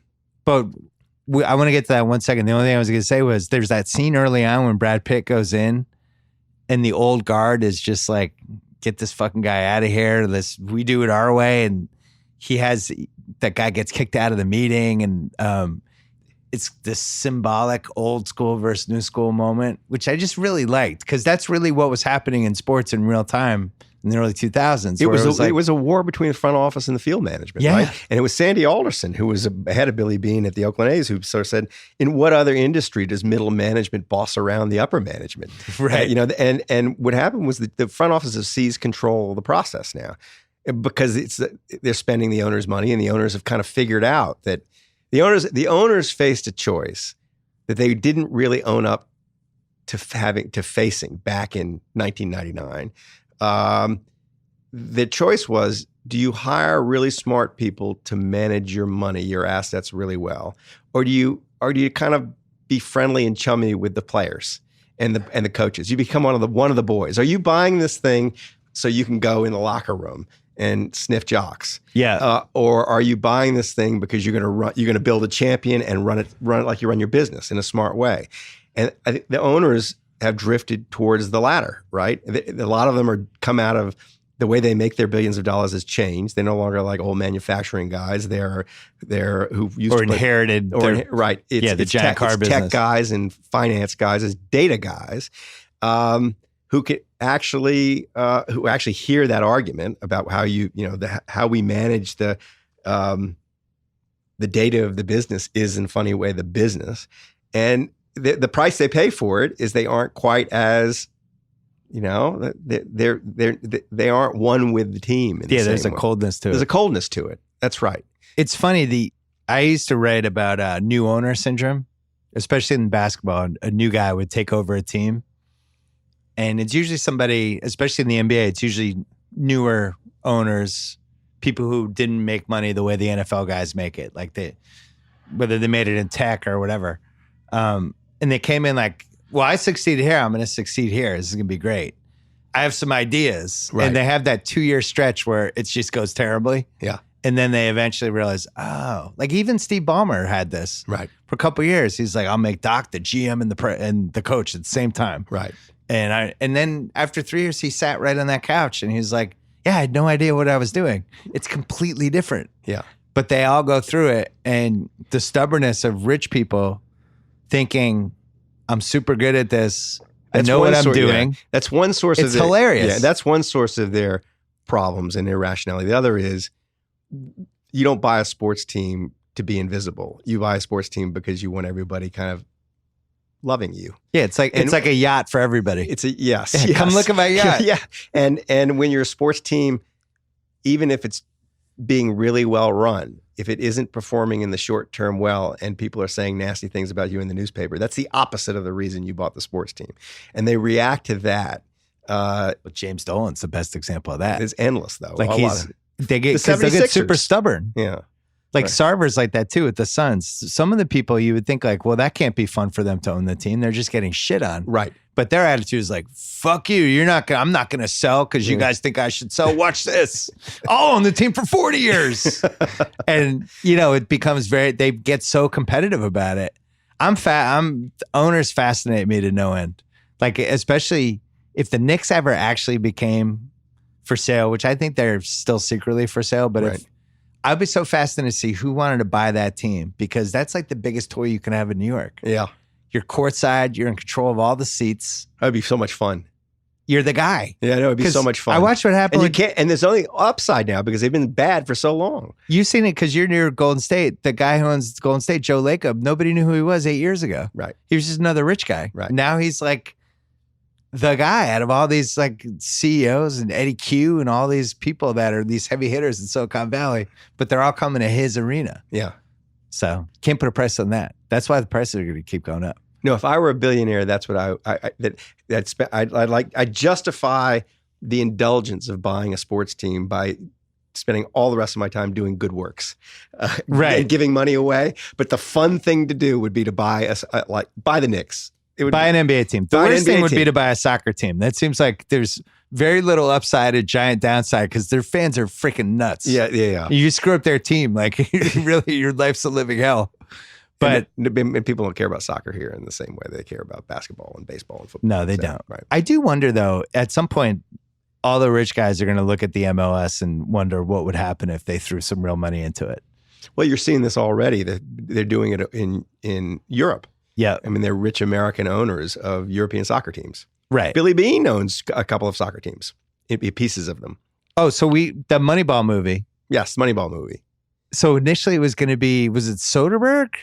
Yes. No, the story of the Moneyball movie, the beginning of the Moneyball movie story is Billy Beane calling me a month after the book came out and say, I just want to let you know that I got calls about selling my life rights for a movie. And he says, there's no way I'm going to let anybody make a movie of this. Yeah. I didn't know he didn't know he was going to be the center of the book. I mean, he didn't until he read the book. He didn't know what I was doing. Oh, seriously? Seriously. He just gave you time? Lots of time. But he knew that I was also spending lots of time with other franchises. Yeah. And I was just doing that to make sure that he was as different as I thought he was. Yeah. From his point of view, it was like, well, he's wandering around. I'll be part of this book. He was the center of the book in the way it was, and the shit he got on the back end of it. I mean, he was willing to fight the fight, but it was like, I wasn't looking for this attention. Yeah. So he said, we're not gonna do a movie. Just want to let you know. And I said to him, and I really meant it. I said, they're never going to make the movie. I hadn't had any movies made at that point. I said, I've had people. You got a 1 in 100 shot. I didn't even think that. I'd sold 20 magazine pieces and books into the movies, and everybody said they were going to make them when they bought them, and they never got made. I said, no, just sell it, and you get free money until they decide they're not going to make it. Yeah. And I gave him a list of all the kind of the things that I had done that never got made. And he goes, that's interesting. And so he, in the end, he says, we'll do this. And for 7 years, it was either every 12 months or every 18 months when they had to renew the option. He'd call and he'd laugh. He'd say, this is fantastic. It's like free money. You get another check. You get another check. And then but at some point, Soderbergh, it got serious. But that was 7 years later. Yeah. And one day he calls me up and he says, Billy calls me up and he says, you bastard. He said, Brad Pitt just called and he wants to come to my house. And he says, my wife's putting on makeup and the babysitter's wearing a dress. and he said, this thing's going to happen. I said, I'll believe it when I see it.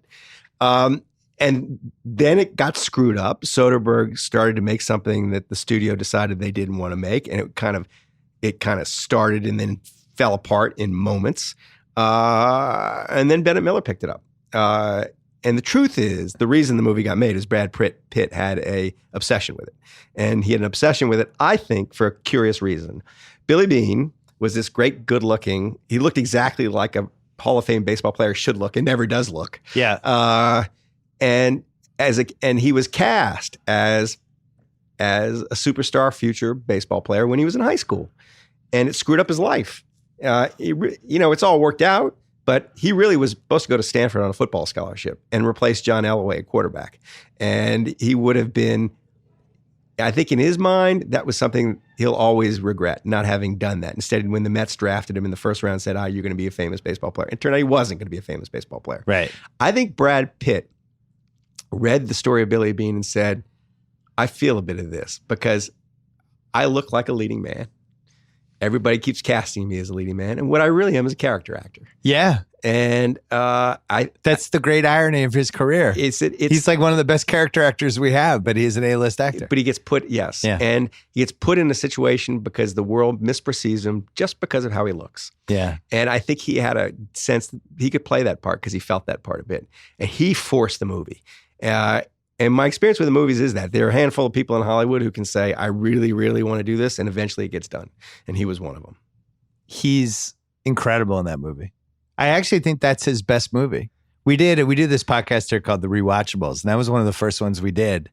And one of the things I like about that movie is it's just Brad Pitt being a star. I like every once in a while you have to have those movies where the guy's just like, it's like Tom Cruise and Jerry Maguire. It's like, I'm a star. Come with me for 2 hours. I'm just going to be a star. Yeah. And on top of all the other stuff going on in that movie, it's really a Brad Pitt movie. Yeah. I mean, the actors, everybody's cast really well. It's beautiful. You got little Philip Seymour Hoffman. You must have been delighted because you're probably thinking worst case scenario like the whole time, right? They're making this movie. They're going to fuck it up. Well, yes. Let me tell you, with the movies, here's what I think. Because up to that point, Well, what had happened, I guess, is 2 years before. I guess that came out after Blind Side. It did. And Blind Side was really good too. The Blind Side was huge. How did you do this? So the Blind Side, that was the other thing I think that probably loosened the purse strings a bit for the Moneyball. Yeah. And the Blind Side cost like $20 million to make, nothing. And they've grossed $500 million. And same thing, a big star in an awesome performance and an awesome role. But the way that happened was John Lee Hancock, the writer and director, who's terrific and did a terrific job and had a script that is the movie that I read it. I said, my God, you've done it. You've cracked the code. It's going to be fantastic. I'm going to laugh. I'm going to cry. Everybody's going to love this. He trundled that thing all over Hollywood and nobody wanted to make it. And the only reason it got made was that Fred Smith, who is the founder of Federal Express, FedEx, his son was dating the Tuohy's family's daughter in Memphis throughout this whole, they've gotten married since, they're now married, but watched the whole Michael Orr story unfold before his eyes. And he said, that's a great story. I'll pay for it. I'll make it, but nobody's going to get paid. Everybody can have a stake in the movie. You know, Sandra Bullock can have a piece of the profits. The director can have a piece of the profits, but we're not going to do this like $5 million up front to be in a movie. And so he made it on a shoestring and it just exploded. And that made it easier to get Moneyball made, I think. And Sandra Bullock wins in that scenario because that movie made like $500,000. $500 million. $500 million made, yeah. You know, I think probably she's had to act a little less. I mean, I think they put it, but I have been so lucky in the people who've been attracted to the books. I mean, but that's skill for you too, though, because you pick really good topics. But I don't. You've been but over and over again. There are an awful lot of good books that became bad movies, right? And there are bad books that became good movies. But in these cases, there's so much accident, and the extent. If I was going to give myself credit for anything, it would be having nothing to do with them. That's saying to the people who come along, I understand you got to break it and remake it, and it's a different thing, and I'm not going to be sitting on your shoulder, but I'm not going to give you advice either. I'm not giving you my script. No. Here's my version or my of the notes. Script. Yeah. You know, you just go do what you're going to do, and God bless you, and give them ownership of it. But it's, you know, there's the luck in having Adam McKay fall in love with The Big Short. I mean, that's so lucky, right? At a good point in his career too. It's perfect. Like he wanted to get serious, but also keep some of the humor that had made him who he is, and it was like a perfect movie for him. What Bennett Miller did with Moneyball is magical. When I saw it, I thought he did a bunch of clever things. Like, so one of the things that's running through that story is the way people misperceive the world around them based on appearances, and the way he took the Coliseum, which has got to be the nastiest arena in pro sports, right, and made it beautiful. Yeah, it's like he used the shadows to his favor somehow. So he sort of said, you saw it. You saw that in a different way, in the same way like the Oakland A's saw players in a different way. Yeah, he was weaving through his story the big theme and the way he shot it. It was brilliant. So I've been lucky. The other thing with Moneyball, it's so funny. It just becomes the go-to phrase now for anytime analytics anybody's is used adding in sports, or multiplying. You know.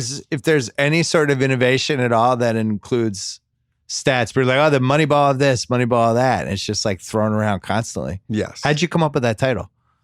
Do you remember? I remember exactly what happened. I came back from the draft rooms where I was watching the Oakland A's plan their draft for that 2002. And I was filled with energy for the story. I realized it was a book. Up at that point, I didn't know what it was. I thought it was a magazine piece maybe. And I'd spent at that point couple of months mainly with the A's.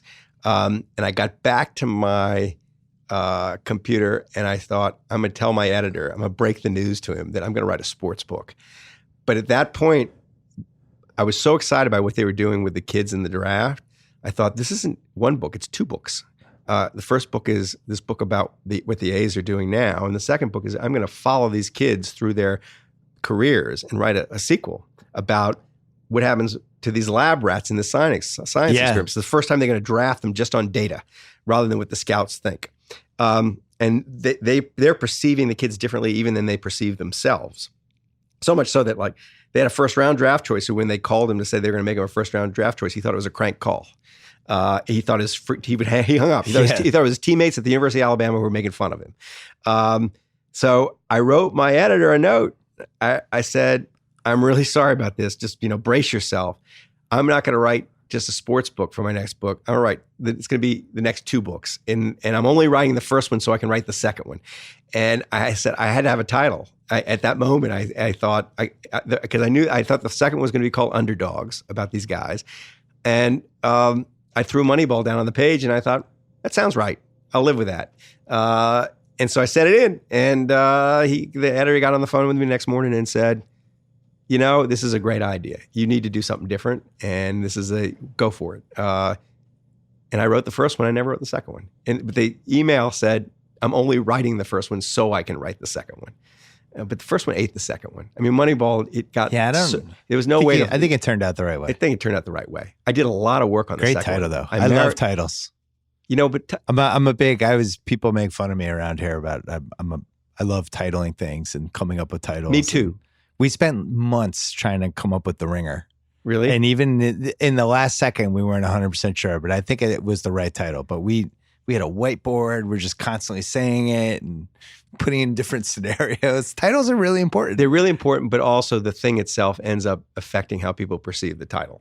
Yeah. Well, that is true. The man makes the clothes a bit. Well, we had Grantland was one of the people really hated it, and then it became a good title. It became like because the right title because you could remember it. Right. All right. I had a lot more to talk to you. We only have an hour, though. Let's talk about your podcast really quick. All right. Next time, come on and we'll talk about where the world's going. You're in LA every once in a while, right? I've got a TV show I'm working on now, and I'm going to be down here a lot the next couple months. All right, so we'll make this part one. I'm totally happy to come back. I want to talk about all the stuff you've written about. What I'd love to do is come back. The podcast is once a week for the next 7 weeks, towards the end of it. All right, because I want to talk about the stuff you've written about different economies and different countries and the move toward politics, and also how you pick your topics, because I think...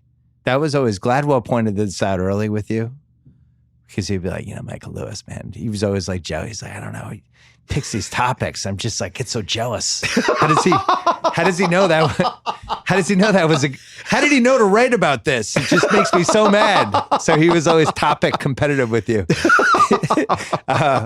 But tell me about this podcast you're doing.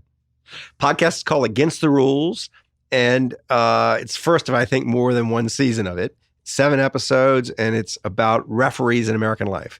And it's making an argument in a roundabout way. I mean, it doesn't more than just making an argument, but in a series of stories that any human beings put in the position of being the honest ref in situations is basically under attack or on the run in various ways, subject to new kinds of hostility. There are forces gathering that are not friendly to the ref, and there aren't really equivalent forces to defend the ref.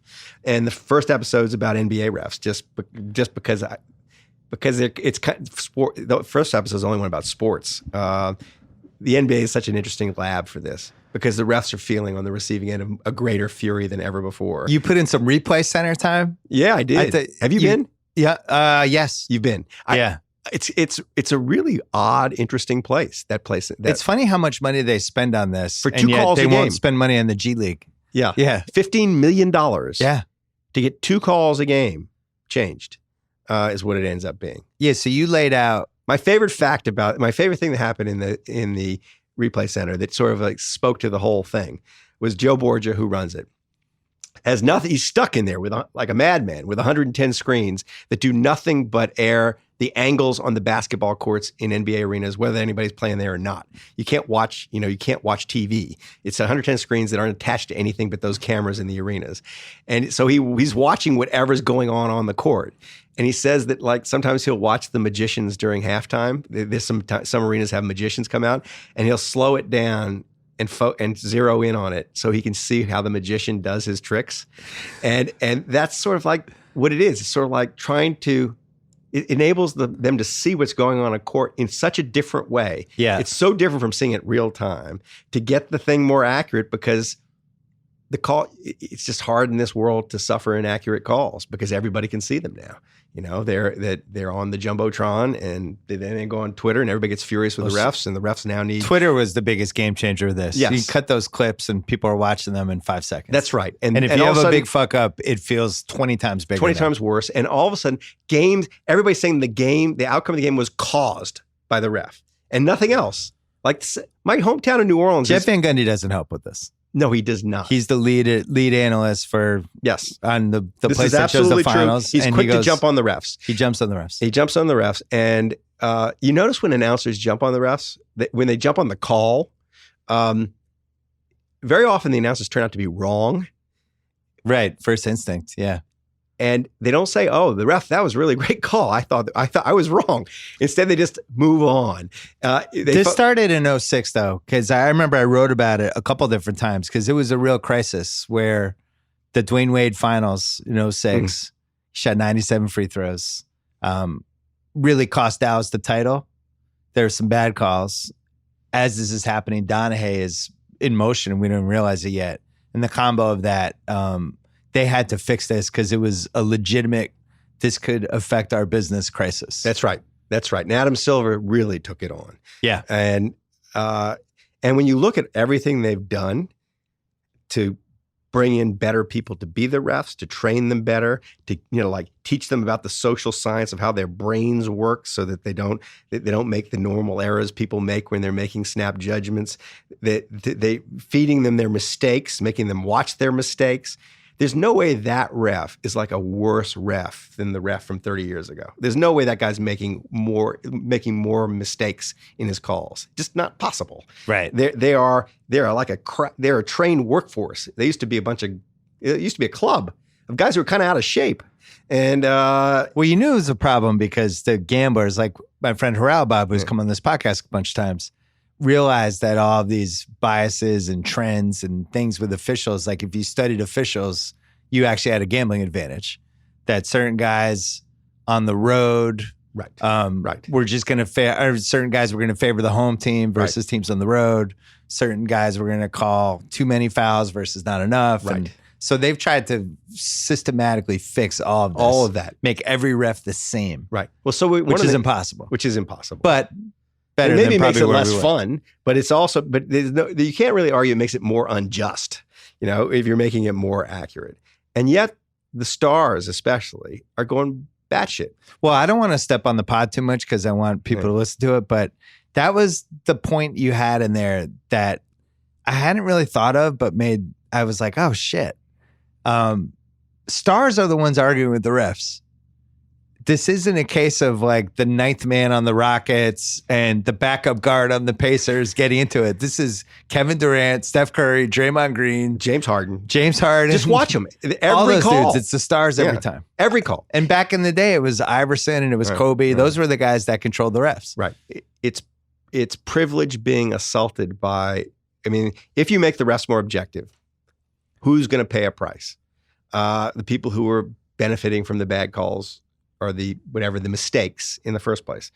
And I think the Stars probably got the calls, and just like the home team got the calls. And there's less and less of that when you're emphasizing accuracy. And there's more and more, at the same time, the Stars are ever more star-like, right? They're richer, they're global franchises. And they just, people in positions of privilege don't like being refereed fairly. They're not used to being refereed fairly. They're used to a lot of unfairness coming their way. And I think that's part of the source of the friction. And there's some not so hidden parallels between that and the rest of the world. And everything else that happens in life. LeBron is like, Goldman Sachs, that you can see the same dynamics at work in lots of spheres of American life. And it's a cleanest example. And so we lead with that, but then we move on to lots of other things. All right. So this is part one. Tommy, you're in charge. I'll be back. 6 weeks, and we can talk about absolutely all the other ones. I know I'm back in May. How you pick, and I also want to talk about Vanity Fair and how that magazine's changed over the years. I know you probably have some thoughts on that. So let's do this again. Yeah. All right. So this is part one. Michael Lewis, listen to the podcast. It is called Against the Rules. Episode 1 is up right now. Thanks for coming on. Thank you. All right. Thanks to Michael Lewis, and thanks to Ralph Macchio. Hey, let's talk about the NFL draft. All right, the NFL draft's coming up. We have 2 very special guests, Patrick, Gabriel. They're going to talk about the NFL draft with us. You want to introduce yourself? Hi, everyone. I'm Patrick, Aaron Rodgers State Farm agent. Whoa. A little fast and loose with the term agent there, Patty. Gabriel is Aaron's only agent. Pat is just, his insurance guy. All right, guys, don't fight. Look. NFL draft's coming up. We don't know how things are going to shake out. Supposedly Arizona was going to take Kyler Murray. Then Bosa got involved in there a little bit. Then maybe they trade the pick, keep Josh Rosen instead. Who knows what's going to happen? Did get me thinking, though. If Aaron Rodgers was picking first in this draft and you guys were the 2 top picks, which guy would he take? Wow. It's pretty easy. I'm pretty sure I'd be Aaron's number 1 pick because I'm here to protect his most valuable possessions. What you protect his possessions? Yeah. How do you think he got those possessions? I protect his deals, buddy, and that's why I was, and always will be his number 1 agent and his number 1 pick. Boom, drops metaphorical Oh my mic. God. What? You do know people can't see you on the radio, right? Yeah, nobody saw that. Yeah, that's why I said it was metaphorical. They're invisible. And by the way, Pat, this is a podcast. What are you going to do? Listen to it back on your wax cartridge on a Victrola? Well, listen, I don't know why you're this confident. I also don't understand why you're so sure that Aaron would definitely 100% pick you. Okay. So why don't we just call him and ask him? You know what? Let's call our boy right now and let him make his pick. All right? Hey, you're not really calling him, are you? Now let's call him. Aaron. Let's find this out. Hey, what's up, man? It's your favorite agent, Gabe. Quick cue for you. We were just sort of discussing here, who's your favorite agent? I don't think you're on the phone with him. What? Are you? Yeah, he didn't really pick up. You didn't even dial. No, not even close. That's irrelevant. The point is, here, look, I have his number in my phone, and it's You the should only phone try number. to dial it, though. See? Wow. Speed dial right there. I think You what heard we've it. learned, if Aaron had the first pick, he would definitely go with Patrick. Don't forget about, Wow. Thank you, Bill. I appreciate that. more importantly, don't forget about State Farm and the upcoming NFL draft, regardless of what Arizona does. And I think we know what Aaron Rodgers would do. Yeah, he would call his agent, Gabe. I don't think so. Absolutely. Not sure that would happen. All right. Thanks to DAZN. Don't forget to sign up before the big Canelo fight next week. Thanks to Simply Safe. Remember, I don't like Simply Safe just because they're from Boston. There are many other reasons, including easy-to-use protection with no contracts and fair prices, engineered to keep working during power outages or down Wi-Fi, and also they're from Boston. Go with the only home security I trust, Simply Safe, by going to simplysafe.com/BS. Simply Safe with 2 I's. Simplysafe.com/BS. Back later in the week with more.